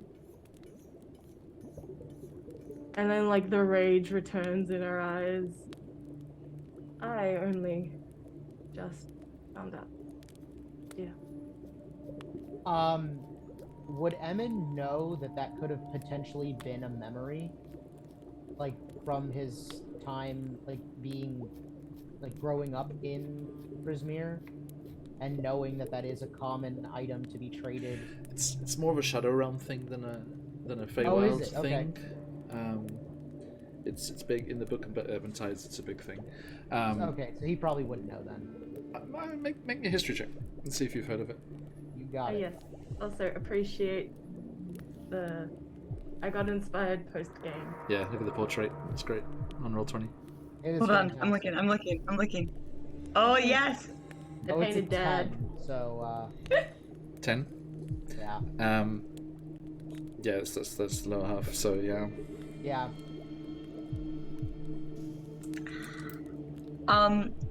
As Kore gets like controlled anger, controlled rage, Daisha is just coming off of the zoomies and controlled, not uncontrolled, bloodlust and hype, and she's just like Kore getting mad at that takes it out of Daisha. Daisha is not an intuitive person, but like she feels real bad, real fast, and it just like take all of it. Like she goes from like this slow fade of the vines coming in, from like slowly the circle's getting smaller to like all of a sudden just like it all like goes away, and she's just like, oh, It's okay. I'm not mad at you. Definitely not you. Others, on the other hand. And Kore looking off into the distance, she's like, no, it wasn't. Daisha's just like, it wasn't Emin's fault. It came from the box. As she says that, I think Emin is going to, because he's already got hands in the corpse, he's trying to get stuff out of it unceremoniously. Like the sounds that you would hear of like a mechanic digging through a toolbox, that is happening while they are having this like very intense conversation. Yeah. And Now, he, Robert Jackson, it's Willie's fault. The three of you just turn and look at Willie on the bed. He's like, you. It's not Lily's fault either. and Emin is going to pick up the like larger pieces of the broken bottle and kind of angrily or like frustratedly be like, God damn it, guy, you broke the treasure. And he's gonna turn around and he's gonna show the bottle. Is that something that maybe Kore can identify? Probably, right? Have you been to the Shadow Realm? Right? Yeah, a decent amount, haven't you? Yeah. Yeah. So yeah, you would. It's difficult because the containers are quite generic. And lots of different designs and things. It was just what she had. It was the root kind of design. It was linked because of the tree, the whole tree thing going on. So it's, I mean, The loose tree metaphor. roll me. There. Roll me a survival. Survival? I can do survival. 19. Okay. You sniff at the glass to see what had been the contents, and it does have that faint ozone smell of memory.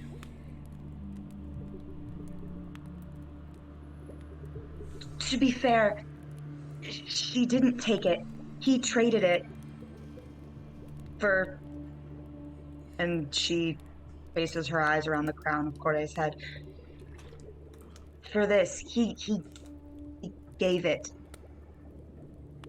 You traded a memory for being a plant on my head. Yeah. And Corey, this is why he's hiding, because he doesn't remember saving the queen, so he thinks he's in trouble still. Are you? Because Skabatha took the memory. Right. It's like doesn't know what. Daisha, what did you see? There was And Daisha's focusing really hard because she wants to get it like really right. This tall, barbarian, skinny snake, like athletic snake lady is just kind of like she like is like focused so hard and is like it was like in Anastasia when she's like, a boy, open a door. Like and she goes nowhere. That's what Daisha's doing right now. She's like, there was a processional and they were walking and I could feel that it was important and they were heading home with something important and when they got there it was and I just know like even if names weren't like I know names were said, but as you were describing it, like, would I know from Adonius's memories that the names of people and stuff just like kind of absorbed because, like, when you know things in a dream because you just do? Mm. Okay. So they were going to Queen of Aaron Darkness, Queen Aaron of Darkness. Darkness? The Archfey of the Shadow Realm. And while they were... Sorry. Go ahead. I should please as I go, I'm like, Corey's asking me questions and I just keep going because I don't want to lose it. I'm afraid of losing it. So I'm like, and they were going and it was beautiful. There were tall, fluted wooden columns and floating lanterns, and there was a stone fountain, but it was black. Corey, you've been there. Yes, it is a beautiful place. That's the capital. And the front of the processional wasn't your father. It was a lizard person. Okay. I don't know any lizard. I do know some lizard people, but no, sorry, continue. Gekato, and your dad came off his mount, and it was really important, and he brought it to the queen. Yes. And when he gave it to her, when he unveiled it, it was perfect. Yes. This orb that was perfect, and there was light inside, and they kept talking about mortal plane and how material plane and how it came from there, and he gave it to her. Yes. And he knew it wasn't right. It was off. Right. And he pushed her, and the orb fell. And everyone was so shocked. They leaned back, and you could hear just like, he heard it, just a slight crack, like someone snapping a match. And then when he pushed her, and there was an explosion, and she was okay. But that was the last thing he saw, the last thing he remembered, and then he went to Skabatha and traded. Was he alive? No. He was alive when he went to Skabatha, no? No. You died?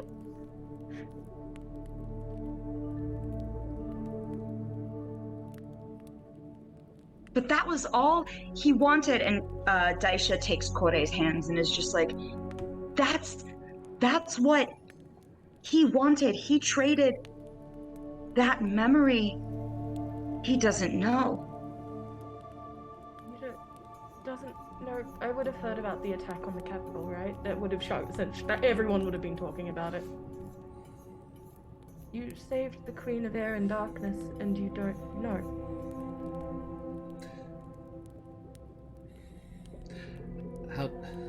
How does Hair look intrigued? I would like to say that it like. I want to imagine that a hair starts like doing this on Kore's own face. But I feel like it would be like twitching. I'm gonna see if I can find a flower. I would say like twitching vines a little bit. There's like a bloom of something with question to it. Oh, uncertainty. Hang on. I have a big book of I specifically bought with this. I love it. Right? I love it, love it. Daffodil? I have a book on it. There is a bloom of narcissus, ironically. And Daisha's gonna be like, yeah, you did, because I saw it, and it was in that vial, and he went to Scabatha, and he traded that thought to be with you. And Daisha, you heard the name Vermilion, the town on the model plane that this crystal came from. Because I didn't have time to quickly look it up. And Daisy in chat, and those of you following Candlekeep Mysteries, that was where Diaz's childhood was spent. And that Daisy, it was the explosion in the Shadow Realm which linked to Vermilion and the town and the place that this crystal was found by the miners of Vermilion. It was that explosion on the Shadow Realm that caused the cave-in and the mine collapse, which led to everything that you saw in Candlekeep Mysteries. Now, was this a narrative cut in with the hooded tall figures, the associates, and Lord Keflin? You didn't see that. Okay. That was just cool. for us, yeah. Right. You stopped the Queen from being assassinated. But why you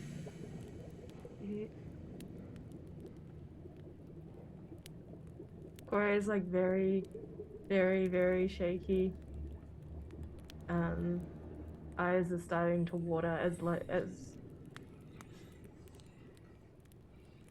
you knew me for years and you said nothing.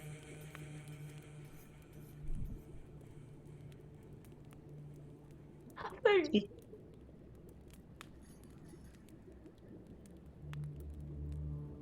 And she just starts to cry.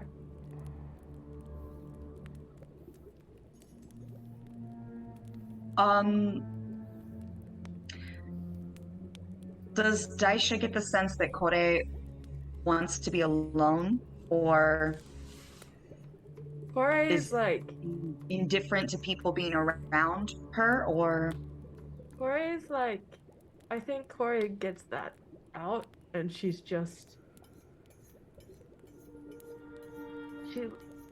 if the spirit's vaguely still around, you see that what's the best way to describe it? You see that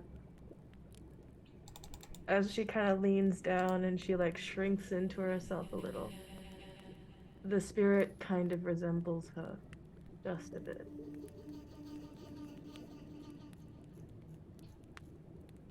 And she looks very small and young in that moment.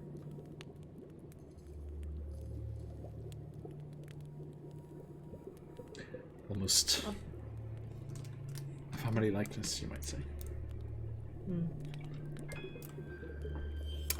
Jay, my friend, welcome into a very heavy spot we're right out here. Yeah. Welcome, Lord Kasamba and Raiders. How are you doing, everybody? Fabulous to have you all here. I hope you had a spectacular session. Welcome in, everybody.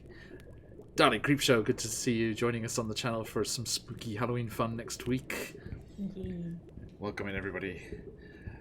We have just learnt that our ranger, Fey-touched ranger Kore's father, On stream again. the Archfey Lord Adonius, was responsible for saving the life of the Queen of Air and Darkness in the Shadow Realm. But as he was killed in that destruction, his spirit wandered lost and turned to the attentions of Scabatha Nightshade, one of the Hourglass Coven here in Wild Beyond the Witchlight, and entreated her with the offer of the memory of that attack on the royal personage of the Queen for the chance to be with his daughter once more. And she twisted those words and infused his spirit into the hair of Kore. And thus they were reunited and together forevermore. You got monkey pod. As Kore like shrinks and the spirit resembles like what I imagine to be a little girl, Daisha's going to like kneel down and be like, he couldn't tell you and burden you with that. He never left you alone. He refused. And knowing she's not really making things better, she just like kind of like kneeling down, still being, in my head, still being taller than Kore. She just kind of like leans in to like position her shoulder so that like Kore is not crouched by herself, but leaning, crying into something. Ori, for her part, leans into Daisha, still, I'm imagining still holding her hands. And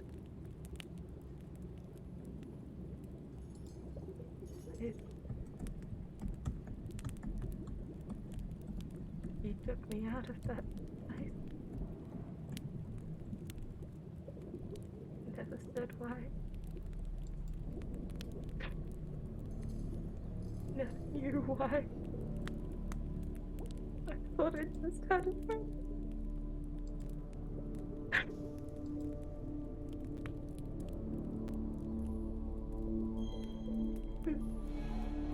And she just sobs for a little bit. And Daisha's just quiet. And Daisha is quiet, holding her hand, and like just knows that there's not a lot of wisdom that she can give other than to be present, and thinking to her own family and the fact that her parents would never do that. She doesn't feel jealousy or sadness for herself, but has, knowing that this is so awful and sad for Kore, she still has a tear knowing how much love went into that last wish.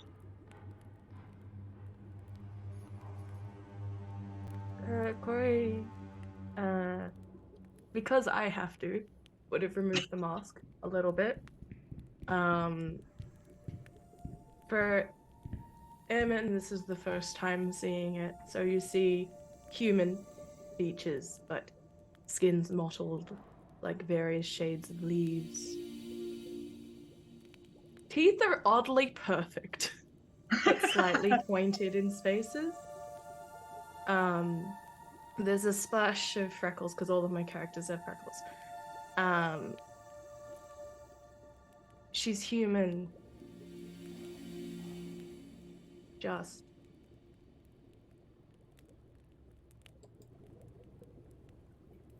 And as she cries and she sobs, I don't know what the hair's doing, but she's so filled with so many layers of complexity. Because she didn't know, and she's kind of been forced despite all of her maturity, to shrink back into the little girl. Adonius is shifting and uncertain, it seems, like at times going to wrap around your shoulders protectively, at times drawing back, fearing the anger that it's witnessed.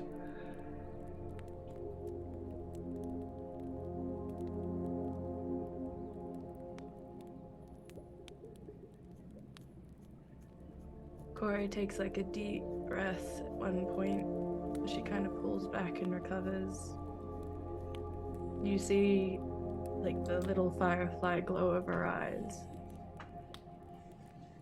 Red with tears. Dirt, like build up dirt from all of the travels kind of streaked across the cheeks as she wipes.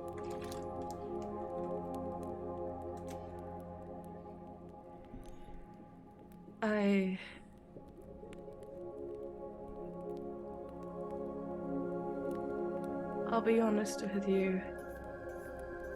Aisha, dear.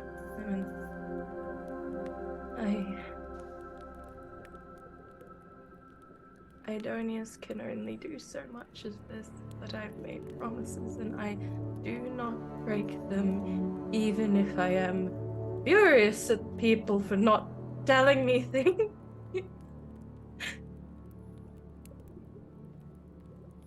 I need to get Idonius a body. I need to figure out how. Perhaps Zabilna can. Someone from the summer court. I thought it was just influence. I didn't know he died. Emin he hasn't moved, but he stopped rifling through the corpse. Out of That's very polite of you, for the thanks. situation.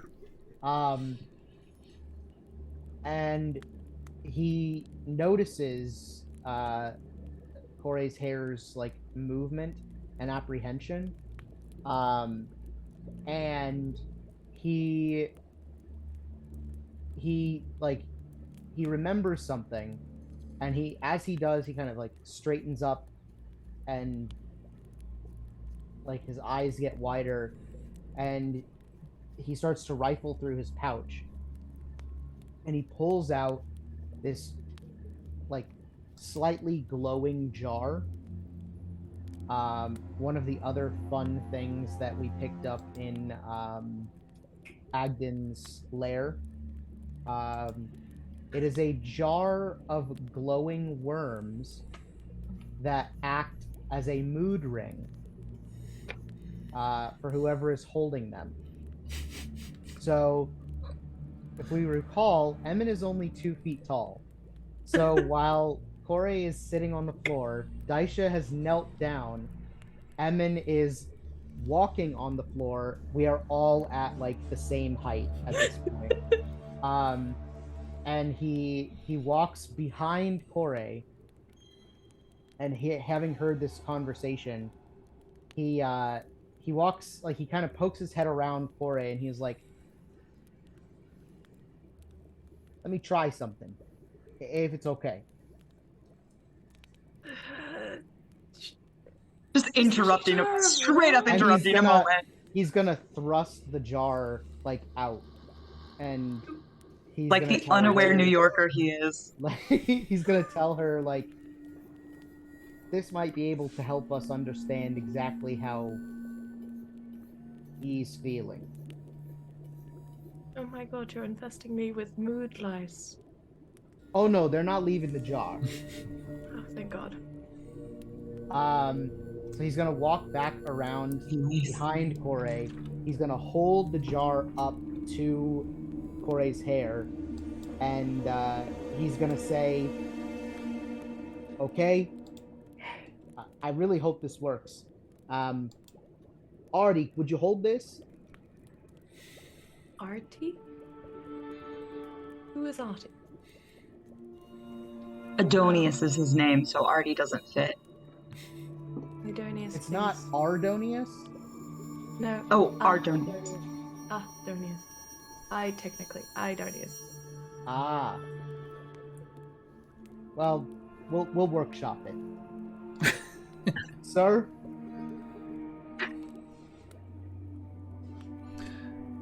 The hair shifts and clasps the jar.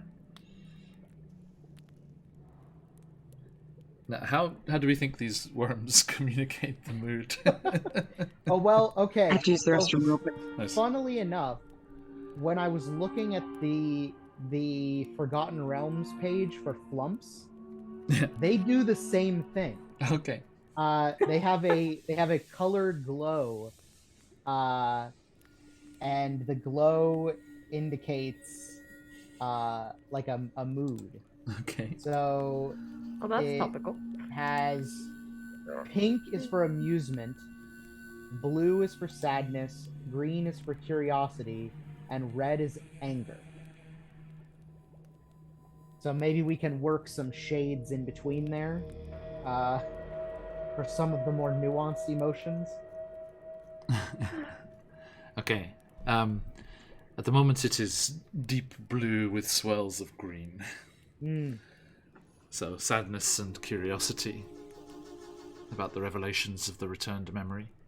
So since Emin is the only person who can see the colors changing, he's gonna poke his head back around, almost like a little kid. Like he's bent at the waist, Yep. like kind of hands behind his back, Yes. and How is he? he'll say, well, he's feeling intensely sad and a little curious. Oh. And there's some guilt mixed in there as well. Maybe guilt can be black. He is feeling guilty.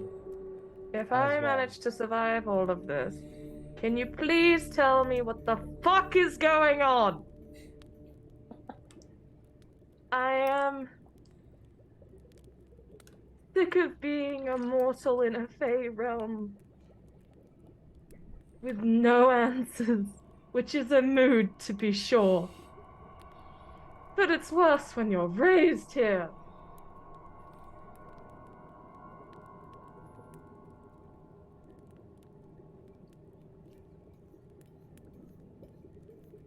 We, first of all, I don't like the doubt. There's no if. We're all gonna make this out. We're gonna make it out perfect. Everything is gonna go swimmingly. So that's one. Two,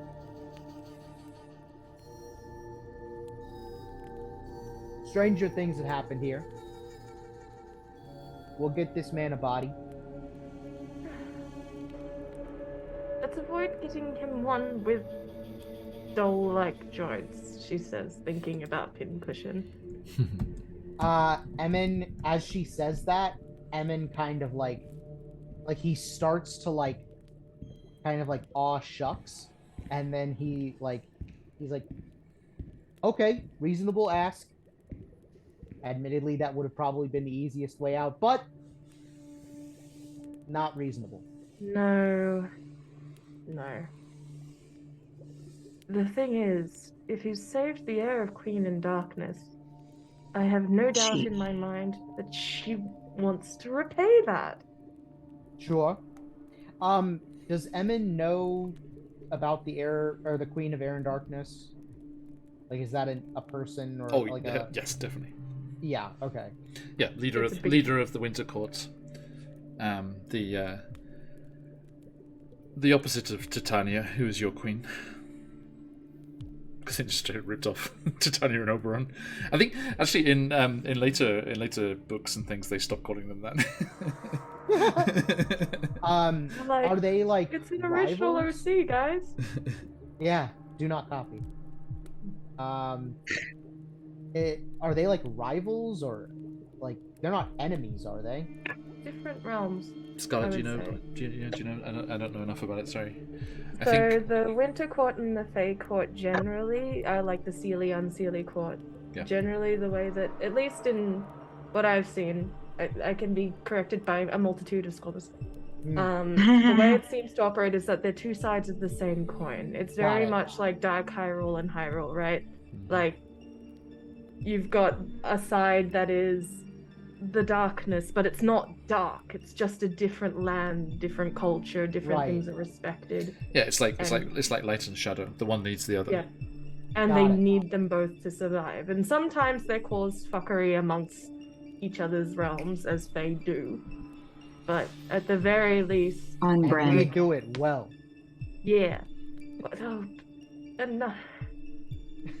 their rivalries are already a thing. For Corey's part, having probably journeyed between both realms quite a bit, she was mainly raised in the realm of shadow, or at least it's what she remembers, Right. especially since taking Ranger. And for her, like, they are the same.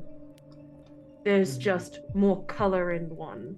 The other ones are much like blackbirds when they see each other. When you look at a crow's feathers, like the color is there if you look, Right. but you are obscured at the start with the shadow, right? Like, they're both beautiful in their own ways. Mm.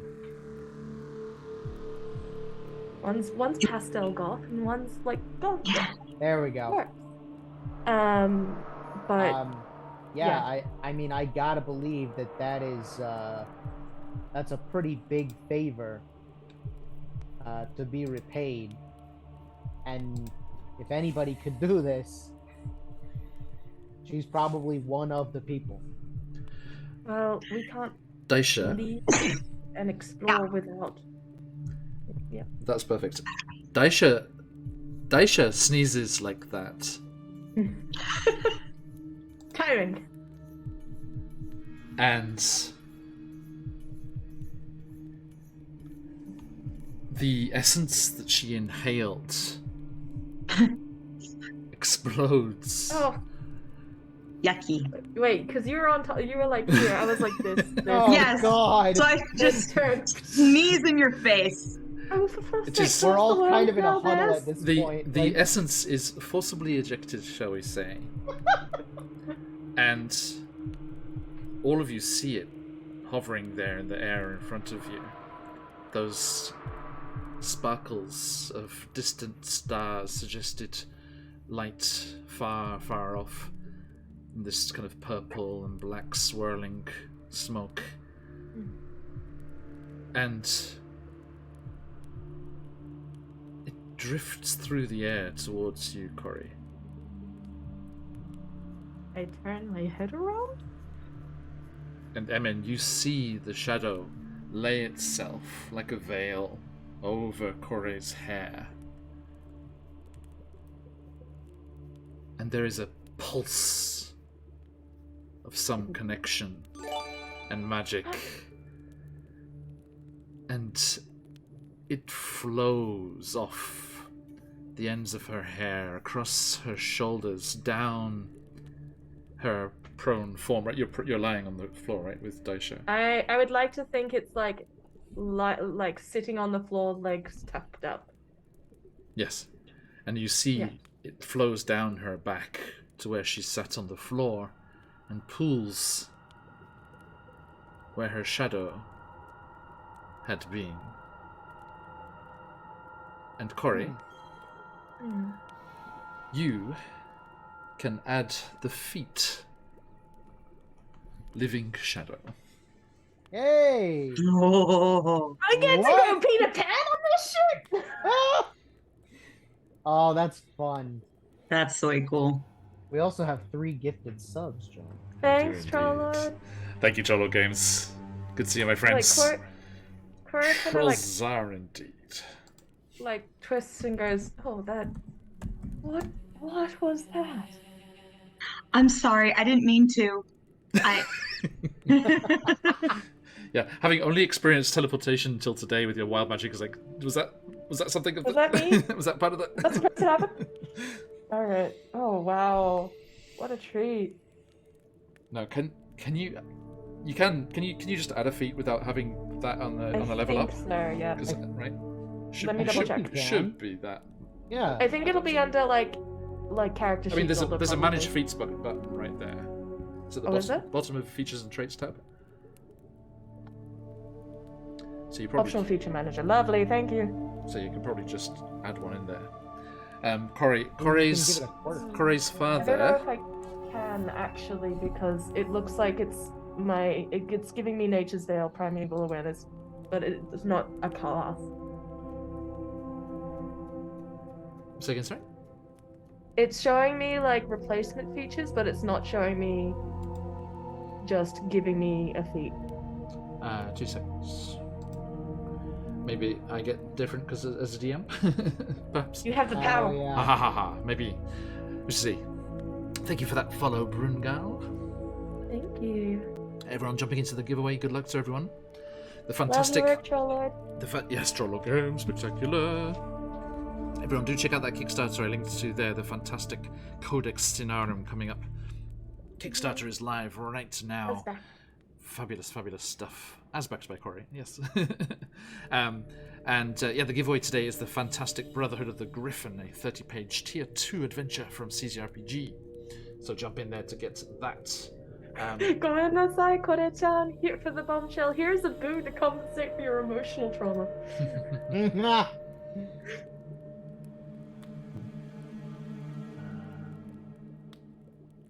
Oh, troubles. Sorry. Doesn't...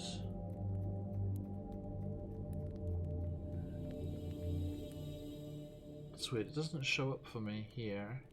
Boo. We'll fix it later. Okay. I But- see in my mind like Emin is like standing on Corey's shadow, and like as this happens, it starts to kind of like tug like a rug under his foot, and he like Ugh. doesn't realize what it is immediately, but like Yes, just moves away. love it. Hang on, let me open up our good friend Bjorn Hardborn's character sheet here, because he has one of these as well. Hey. We are back to 2. We had 2 living shadows before. Mame and Rhyme of the Frost Maiden had one. Ah, Hey. There are always 2. Twinsies. 2 there always are. One cannot exist without the other. Oh, okay. I'm sorry. I called it a feat. It is more appropriately known as a dark gift. dark. Yeah. Ooh, lovely. Which means it is where? I'm gonna say items. No, it comes up. It comes up under the feats tab there. It's features and traits, I think. So the shadow extends. It just becomes your shadow. Like you have a. Yeah. Communicating through it. I found a page that's kind of interesting about it, that talks about it. Yeah. You can give it a quirk. So It's there like it is. There's the quote. one of those roll a 1d6, and it has a list of very interesting things like my shadow's movements mirror mine incorrectly. When I raise my left hand, my shadow raises its right. Nice. Oh my god, you'd never get directions right. Oh, it's that way. That's so funny. When it's not being watched, my shadow makes threatening gestures or creeps towards people. Oh no, that's about accurate. It was the very last one on the list. Serious? Okay, so Corey, refresh. You should have it. Okay. Into the character sheet. Thank you. So yes, the shadow you cast is animate and ever-present, even when lighting conditions would otherwise prevent it. Your shadow occasionally moves out of sync with you. Sometimes it appears to be undertaking random but mundane tasks, while at other times it acts out your darker impulses, threatening or even attacking other shadows. With effort, you can bend the shadow puppetry to your will. And you can choose the quirk from that. And then you Okay. have a couple of abilities that you can use. You have Ominous Will once per short rest, and Shadow Strike 3 times per short long these rest, are sick. and Mage Hand as well. Damn. I get Mage Hand? Yep. Yeah. Basically, your shadow does it for you. Yeah. Daddy dearest, could you? Yeah. What is it? No. Just no.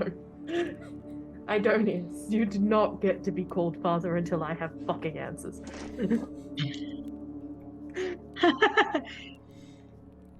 Sad Oh, hair. that's so cool. Thank you for the Not emotional anymore. trauma boon, GM sir. Great. So, for the first time in a very long time, your hair looks kind of limp and lackluster. Or like runs a finger through it. Do leaves come out? No, Still blooming?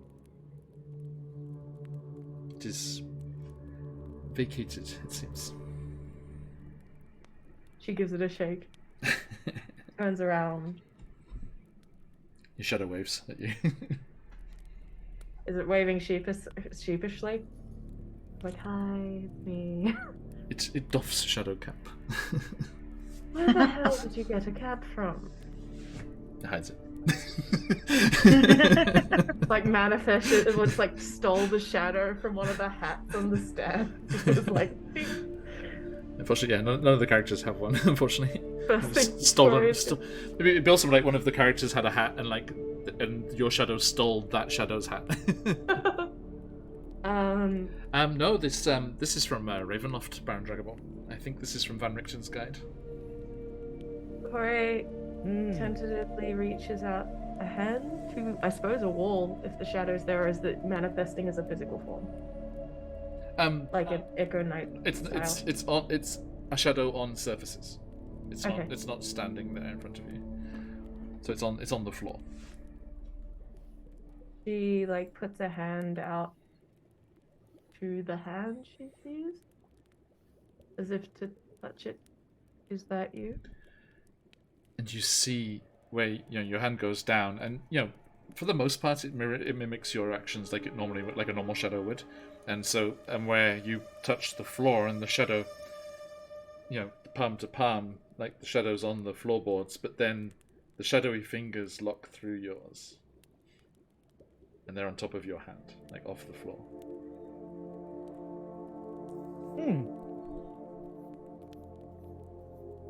I'll get you a body. But even if it's just like this, it's nice to see you again. You idiot. There's a soft squeeze of your hand, and then let's go.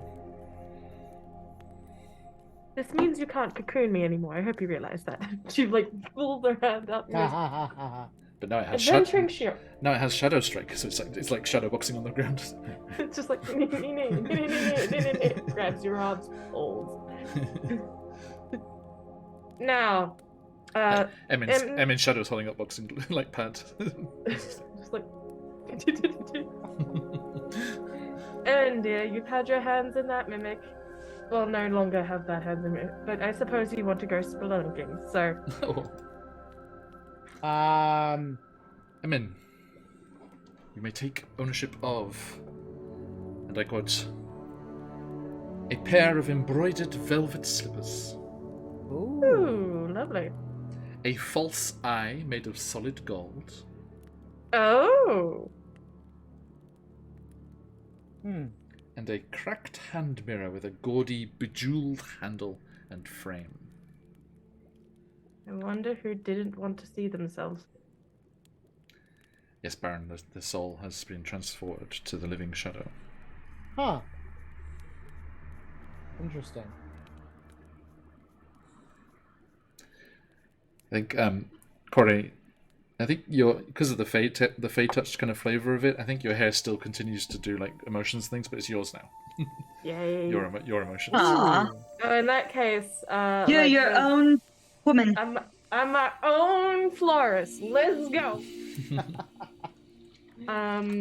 Corey, like Hannah as Kappa-san steps trying to choose which flower comes out. like, no, you've given me full control to say like, oh yes, no, now it's Primrose. Corey, kind of with renewed vigor, is like she keeps glancing at her shadow, expecting it to be where she thinks it is, and I'm imagining that Idodius is kind of figuring out this new shadow form, like touching things, poking things he couldn't before. At one point I'm imagining like pokes the shadow of a hat, and does the shadow of the other object like wobble because of mage hand stuff? Yes. Cool. Just like wobble. Just like, and jumps back a little bit going, oh, that's cool.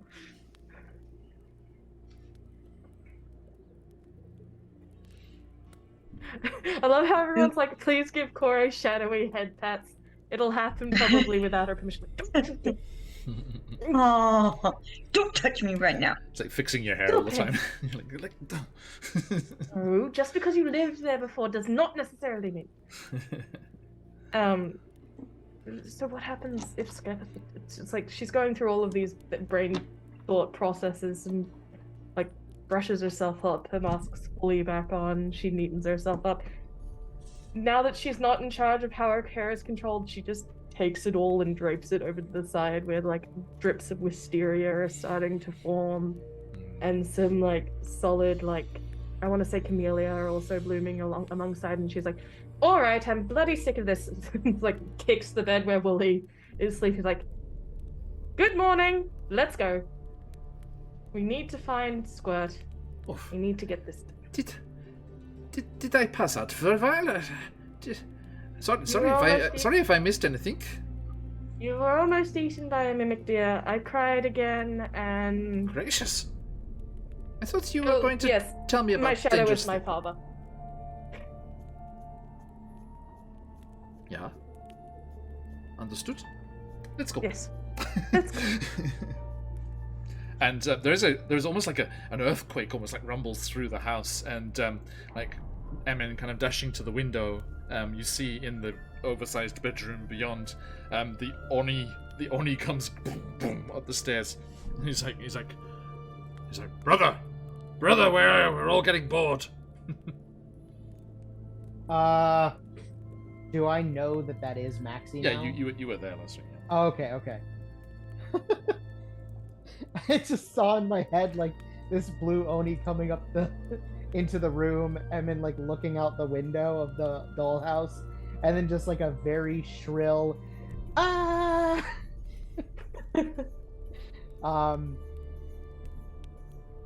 Okay, so we've looted the mimics.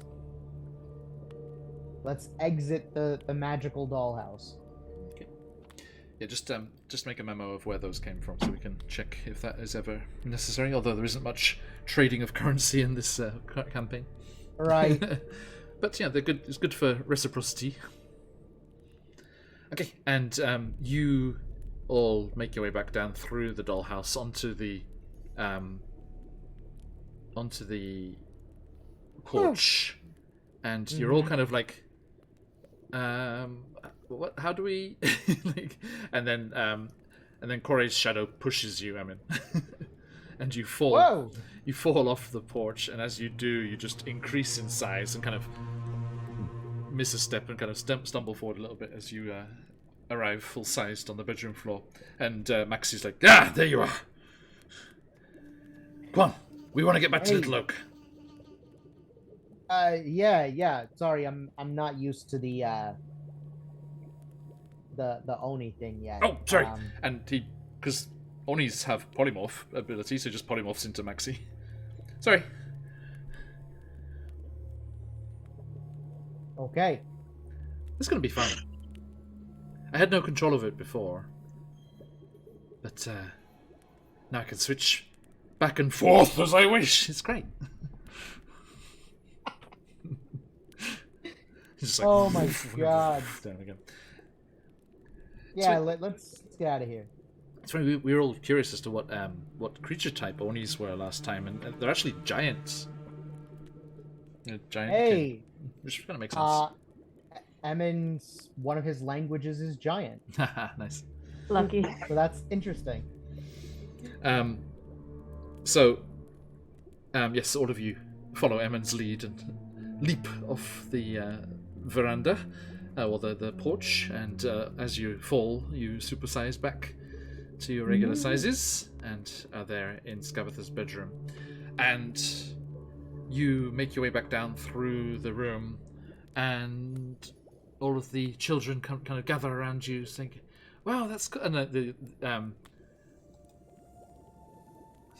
was gonna say like Adonius is like playing with them and stuff, but I don't think he would. It's not really his style, is it? That's not his style. No. He'd probably be like, I picture Idonius to be the type of person who's like standing against the wall while the kids play, and then occasionally just doing something completely like assholey, like, you know how like just like, oh yeah, no, go that way, like Corey does, just like, oh yes, no, have fun. Okay, nice. So yes, oh, there's Elkhorn. Sorry, Baron. Bye. And just to rectify that. And yes, the group of you with the getaway gang and the children rescued from the clutches of Skabatha Nightshade. I think, yeah, Willie takes them to the Goblin Candy Market and buys them all candy on the way out. Nice. Yeah. And they head out through the forest and back to Little Oak. Now, Oh, it'll be good to see Juniper again. yes, and you are reunited. She's Darling! hale and hearty. Daisha's gonna turn to the new shadow and be like, and don't you scare her. I think. What is it like grabs a hold of Juniper, gives her like the biggest hug, and like, why do you smell so strongly of honey? Licks a little sticky something off the beak. Oh gosh, you're a mess. What happened? And Little Oak is like thundering like by and like kind of looms over. And is like, try to use me as a scratching post. Apologies. no. Did you tell her what for? I just pinned her down with a branch. Oh, she wouldn't have liked that. No, that's her.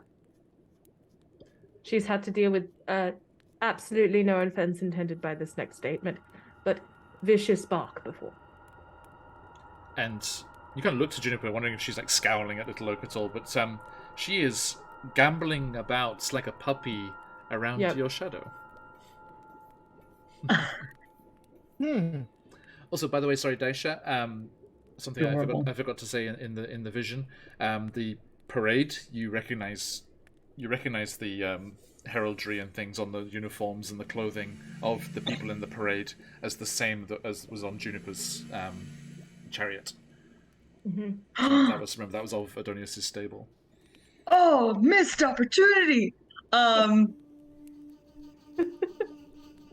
So instead of Daisha saying, and don't you scare Juniper, she will turn to the shadow and be like, will you like and she'll say, well, a chance to get reacquainted then.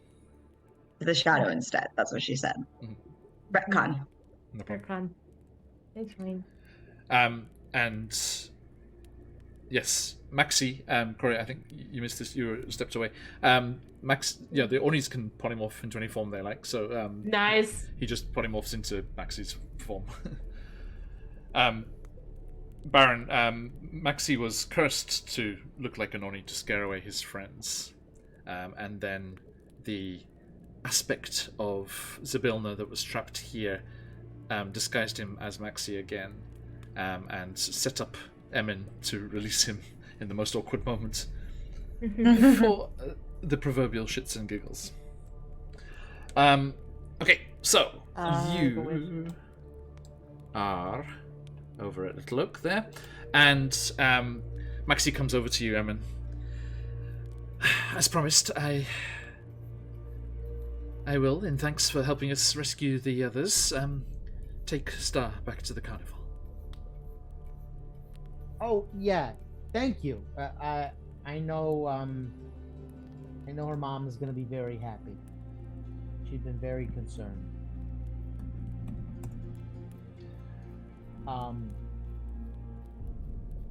You guys are gonna be okay here, right? Yeah, of course. It's doubly so now that Scabbeth is gone. Well, We're free. I don't know for how long though. Well, you guys are going to chase after her and sort it out, right?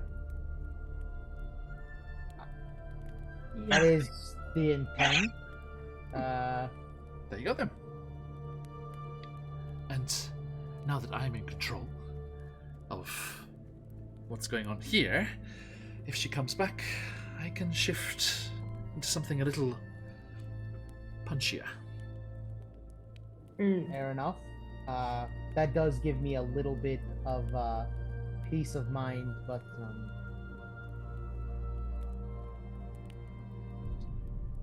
just lay low. I don't know how long this is gonna take. And he slaps Little Oak's trunk. He's like, that's why we chose somewhere to be on the move. One step ahead. I need to do a bit of a tour around, I think, and tear down some wanted posters. Oh, we've got some. We got a couple of them, but there's probably Thank you for a lot not more. turning me in. Like I would ever. I know some of them were I pretty wanted the tempting. needles. Like, he didn't read the subtext of any of them at all. It's like, they sounded really Yeah. cool. Like, up to your neck in silver? Yes, because you'd be dying, as in drowning in silver, dear. Yeah. Or turn just- to silver. So, do you breathe through your bum? as Corey's trying to explain it, Emin is gonna turn to her and be like, no point. Corey shrugs as she watches Shadow Idonius get pinned down by the owl and then just slip to the side, just get back here. Yeah, and then he slips out from under Juniper and then rushes to catch up and shrugs as well. He's trying he's like, sorry, belated. I was like, you're certainly animated as ever. I would be too if I was Free from being hair, dear. yeah, more or less. I was trying to come up with something a little more snappy, but it is what it is. Shadow scritches on Juniper. Damn it, Juniper's shadow. Well, it'll come in handy. Maybe. I don't know how much they can do that, but I'm Hey, just... we got Squirt though, right? Oh yes, we need. Yeah, we what do do you need? that I'm now. here. I got myself some nice little refill of boggle oil, Nice. and I'm ready. Oh, yes. Ready to go. Gross. I picked up. Did we pick up any extra?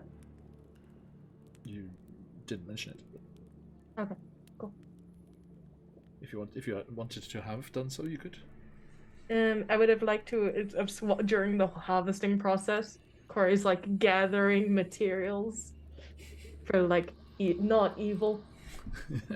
I think we're all boggle oil is not flammable. I think we all looked that up. I think you'll miss the terrifying sight of Squirt just sticking the oil can nozzle into each boggle corpse and then just desiccating them completely. This is Out of sight. dried out. Out of sight, out of mind. Have you seen that? Look at the face on that thing. It's scary. It's great. It's like a jack-o'-lantern. Oh, of Squirt. Yeah. Yeah, it is jarring. Okay. So. To Are you- add attention. Are Is you there ready? anything else? There's nothing else we need to resolve here, right? No, You don't need to talk to your parents. No, Mom and Dad are all right. They're They're with Yarn Spinner, so yeah. They're We've in a gotten little all the information we pocket. need to. Actually, that is something to mention, though. Hmm. I'm fairly certain I saw as Scabatha scurried off, rocked off. I don't know what the appropriate term is when you use a rocking horse to fly. Is that the origin of Get Your Rocks Off? It Sorry. looked like they were missing something on their head. You mean the horse? The horse was missing something on their head. They had like a deep crevice. You don't think, do you? Because she did say that her mate was on the premise. There had been a lot of mentions of unicorn horns between our greedy, indisposed friend and some notes that I picked up on in Scabatha's aviary. But you don't think? I mean, the hags, dear. I think anything is possible and just as evil. What better way to say "fuck you, sister" than both stealing their favorite horse and making their horse not their horse? Could it? We only know of one other unicorn. Which eliminates everything and leads us to thinking this. Now, it's missing its horn. Perhaps something will happen if we can reunite with her. Maybe. And Maxie says, "Oh, that's a point. Yeah, I can take the kids to Elidon, Yep. and then we'll be hidden. We'll be hidden by the pool's magic." There's a cool pirate ship as well. That's a fantastic idea. You should do that. There's a pirate ship and a unicorn and like water. You can just hang out, and the climate was lovely. I still stand by my opinion that the unicorn is a goody two shoes. Well, 4 shoes. But yes. Lucky for some. Unlucky for others. Especially you get kicked with. Oh, sorry. Anyway. Let's see. My parents are okay. This big oaf should be able to handle things here. Can do. What about our young friend? The one with the 2 tails, dear. Or the 2... Oh, did you step away with that? He also, he promised to take her back to the Witchlight Carnival. Star. Yeah. Maxie's got it. Sorry, we also did that while you stepped away, I guess. That was mentioned. Okay.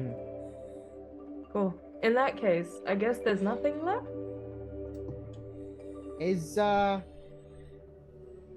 Do we still have Clabberclaw with us? No, he went off to do his own thing. That's right. It does actually say in the book, he's like, at this point, you may have several hangers-on with your group. Thank you, Trollworld Games. The potential, a giant snail and an owlbear, and... Yes. And a shadow. All the adventuring parties on the channel. Actually, I did. I was writing about the channel for something, which will hopefully something we can reveal soon. But I did a count. We are at 30 players in 7 countries at the moment. Lovely. Beautiful. That's cool. It's so cool.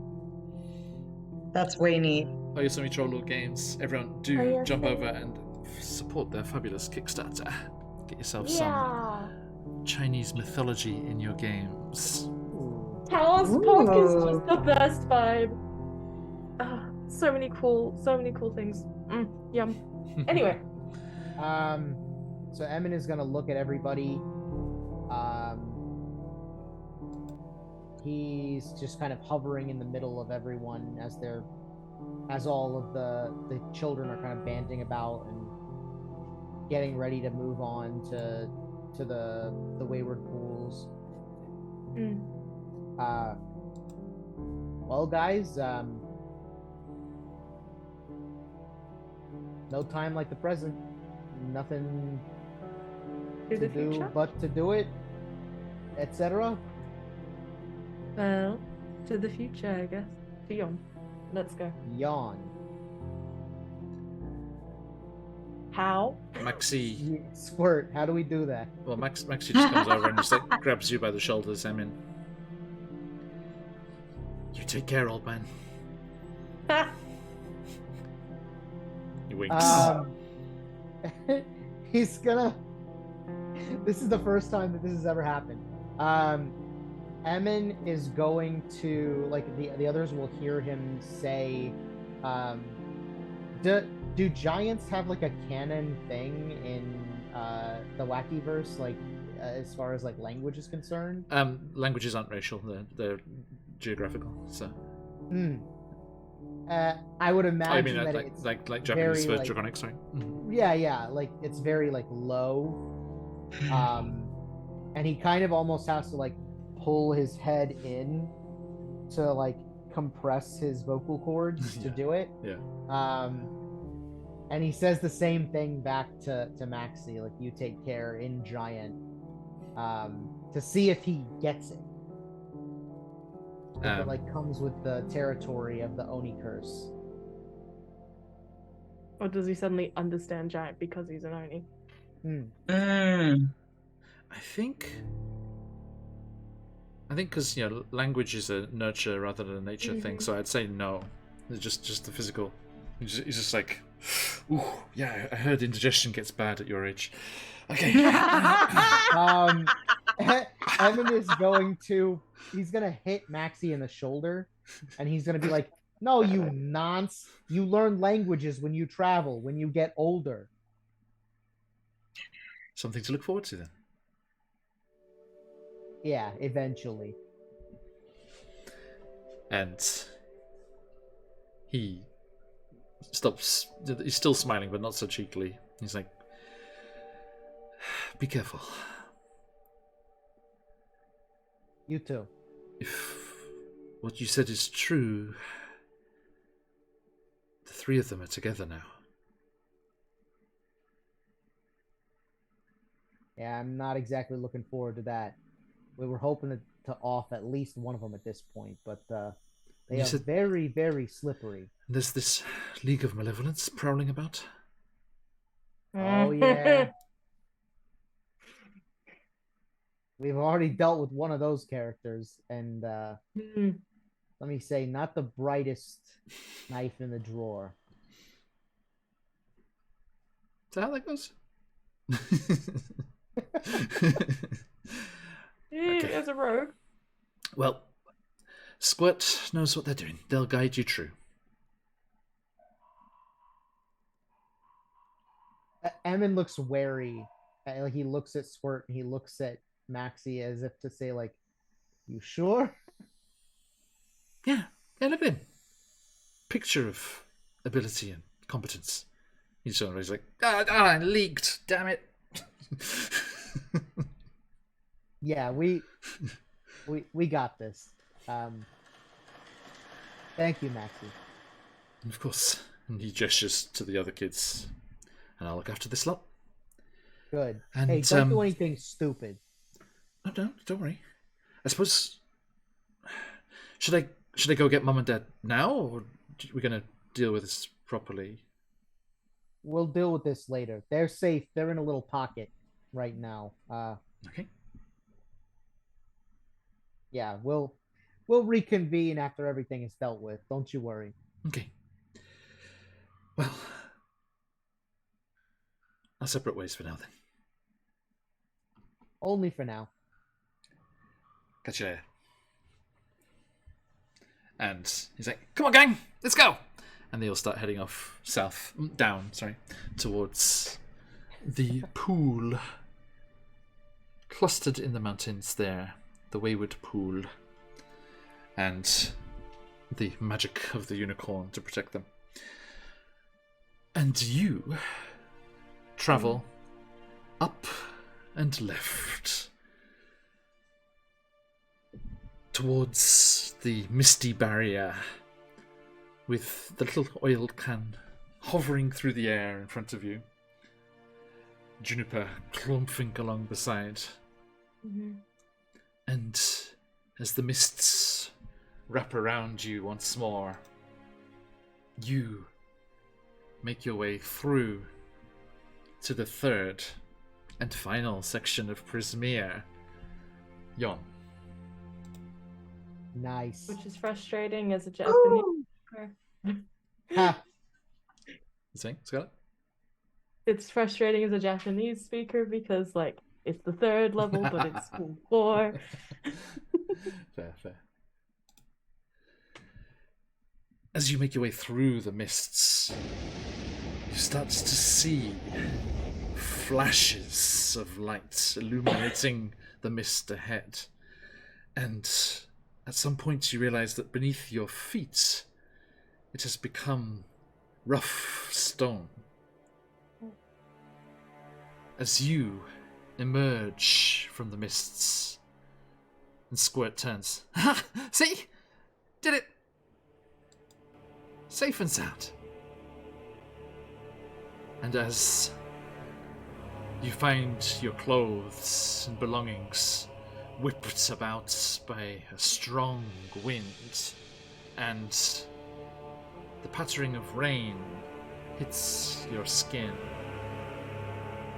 and you arrive in the third, last section. Now, hang on.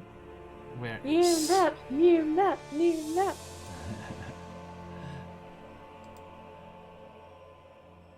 Make sure. May I? Oh, never mind. May you what?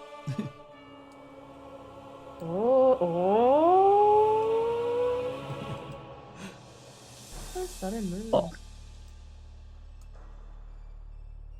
Okay. That's cool. So- There's another hole. Here we are, folks. As you all arrive in Yon, you find yourselves standing on a path that wends between rocky crags on a mountainside. The sky is dark and full of rolling thunderclouds. You are greeted by that howling wind. And for a second, lightning splits the sky, striking nearby mountaintops and illuminating a distant pinnacle of rock that has a foreboding castle carved out of it. Here. Corey leans Wow. over to Emin as like she's defended from the wind from Juniper, and I'm just seeing like Idonia's being blown away, but like holding on out of instinct. Leans over to Emin. Do you think the big bad evil guy castle is where the big bad evil guy is? You know, it's a pretty safe bet. But this place is weird. So, no telling until we get there, honestly.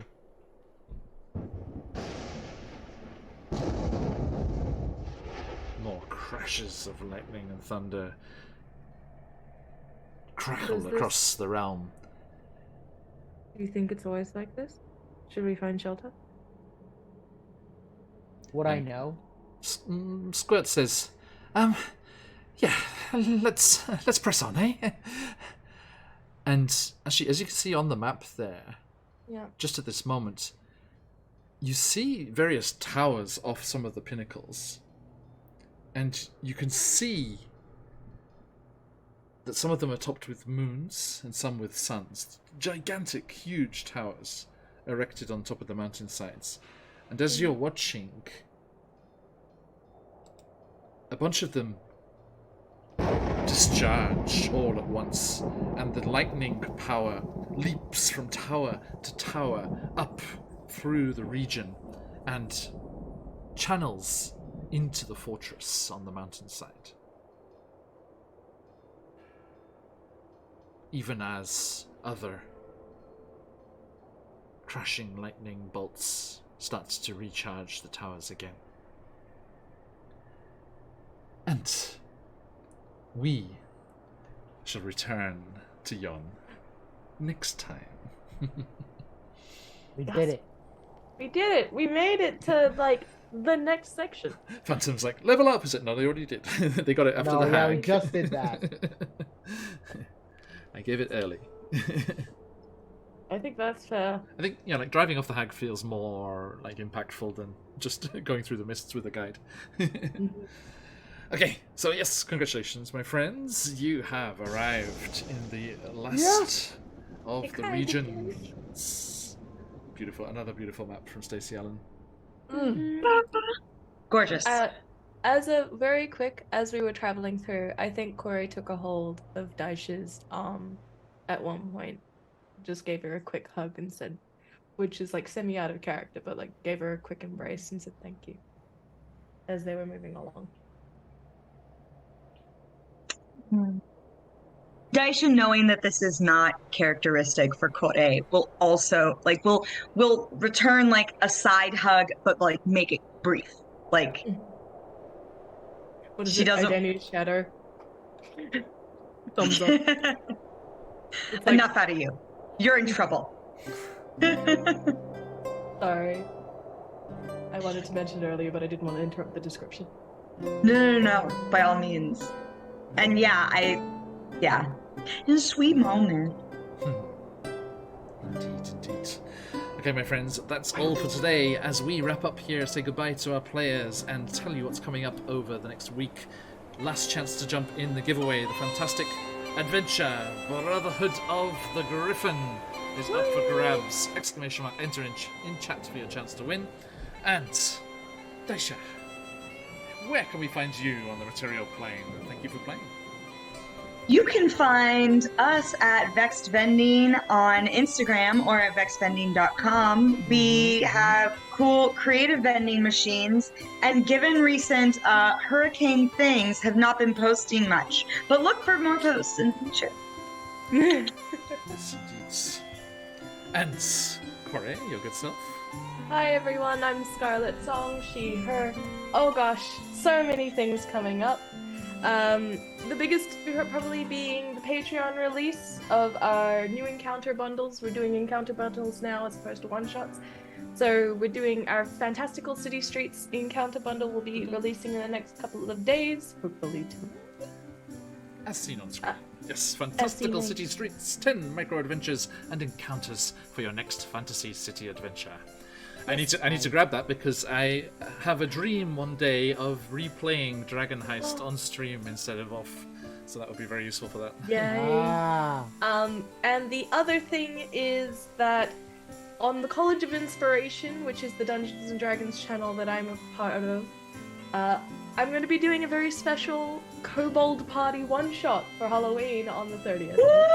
That's cute! Which will be 30th where basically a small mini group of adventurous kobolds are sent by their evil red dragon worm and to collect a shiny from a very, very spooky nana. So looking forward to it. And Emin, thank you too. Thank you very much. As always, my friend. Okay, do join us again next time, friends, as we will be back here and questing into this last rainy parts of the world. Okay, but we have plenty happening before that, my friends. Not yet, Grey Babe. Just a moment. Okay, my friends, so we are jumping into our coming up adventures here later on today for me. Tomorrow morning, if you're in North America, we will be rejoining our sneak peek playthrough of CZRPG's upcoming Chacenta's Tyranny. Lots of fantastic things going on there. And then we'll be back with the Book of Ebb and Tides to learn a bit more about what's going on with those Shadow Roads. Who is this Gekato? Do we get this, folks, by the way? Yes. Gekato? I'm not saying it. Backwards? In syllables. Aww. Tokage. Yes. Tokage desu. By the I way, was like, if you would like to see more of Gekato, that will be my character in the upcoming Rodania mini-campaign. Hey! I knew it. At what point does he cease being in the Shadow Realm and end up in Rodania? That will happen on stream at some point, but I'm not going to say which campaign or where. It's not this one. I'll say that much. Okay. There is something that is about to happen quite soon that will mean he is ready for adventuring with Patch and all the wonderful people at QuestJunkiesUK. Now, my friends, that will bring us on to a finale. We've had lots of things. We wrapped up the Harakia branch of Barovia and Beyond yesterday. We finished Thither today, and we are finishing the High Seas tomorrow. It is the grand finale of our Spelljammer Radiant Citadel crossover, and it is going to be a fantastic, amazing finale. You do not want to miss it as they return, hopefully, if they are successful, they return the Concord's jewel to the Radiant Citadel, reconnect it with the lost civilization, and Aiel will be returned, reconnected with their home world. Patch's character will be returning, and they will hopefully be able to find their way back and reconnect those peoples together. Then, that'll bring us into next week. Sunday night or Monday morning, depending where you are, we have the Hunger of Ithrin, our evil campaign. And that'll bring us back into the usual run of things. Out of the Abyss, travelling on to return Prince Derendil to his estranged elf kingdom. And then Barovia and Beyond, as it is romancing the Tarask. It is happening. The realization of the charity stream goal. They return to Barovia to find the Tarask tearing Castle Ravenloft to pieces. I love it. Daisha, Oh, Emin, you were in Curse of Strahd.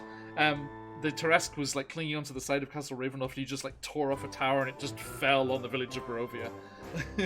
Oh my god. So we shall see what happens in Barovia next week as our bold paladin Bjorn Hardborn attempts to romance the Tarask, a promise from a previous charity stream. And Did you say, Colby? Meme TPK? Yeah. Godspeed. And oh, the Liching Hour! Look, buddy, it's here. Viva la dungeon! The T-shirts of champions. Thank you so much to the Liching Hour for having me as a guest on their fabulous show. Do check them out, everyone. And for sending my winners merch here. Beautiful, beautiful T-shirt. Thank you, Lich. So good, so good. Okay, now, that will bring us around to the Feywild once more. And we will return here. But there is one more session to enjoy, a special one-off. On Friday in North America, Saturday morning here in Japan, we have a special one-shot for the haunted month of October. We will be playing a spooky one-shot with, again, two generous friends from our charity streams who donated at the buy a seat at the table level. And for the creepy month of October, who else would we have as our special guest but the fabulous Darling Creepshow? Nice. It's gonna get creepy, my friends. Okay, do not miss out on this fantastic one shot that's coming up.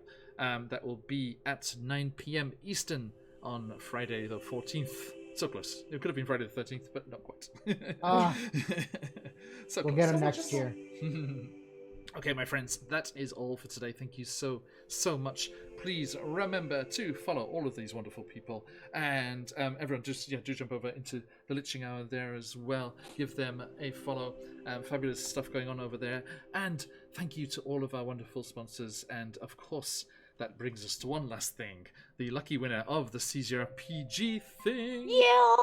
So goodies are coming your way too. Let's close up those entries now. You've had your last chances. Boop.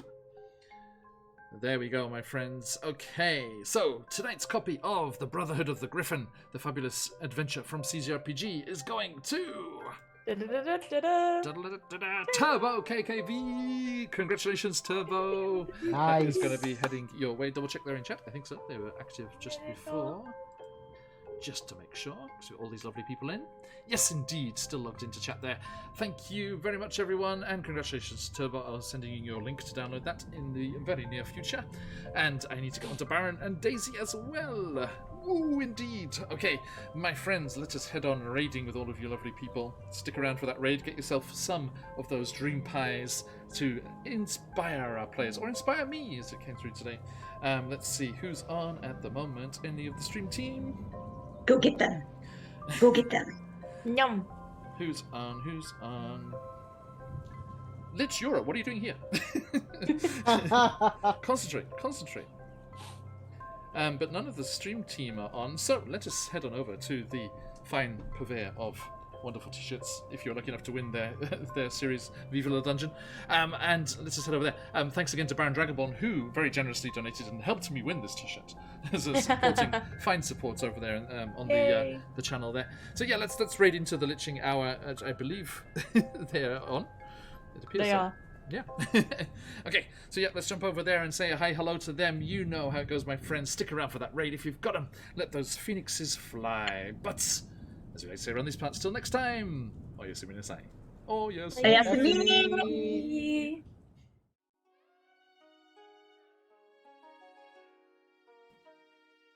Of the many ancient civilizations of the world, none can surpass the grand majesty of ancient China, one of the oldest and longest lasting civilizations in the history of the world, going back over 4,000 years.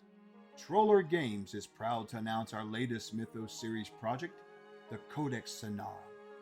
The Codex Sonarum covers the might and profound wonders of prehistoric to medieval China, both historic and mythic for castles and crusades. With almost 200 mythical Chinese creatures and over 140 deities and heroes, the Codex Sonarum is filled with monsters, gods, warriors, and more on a level that will be truly legendary, told in a narrative true to Chinese history. It introduces the basics of Chinese martial arts and is complete with Qi and the many legendary abilities associated with it. Ancient complex systems of sorcery, spellcraft, and fortune-telling, even enchanted charms, are explored as well. Players can live out their characters' adventures in tales set in popular Chinese fantasy styles like wuxia and more, while within a pseudo-historical setting and brought to life by the castle keeper or game master. Researched and written by Brian Young, the wildly popular Mythos series delves into the mythos of the ancient world, bringing hosts of gods and heroes, legends and lore, and even the monsters and foes that plagued the peoples of ancient times to the stories that you create. The Codex Sonarum brings ancient China to your table. Join us and pledge today.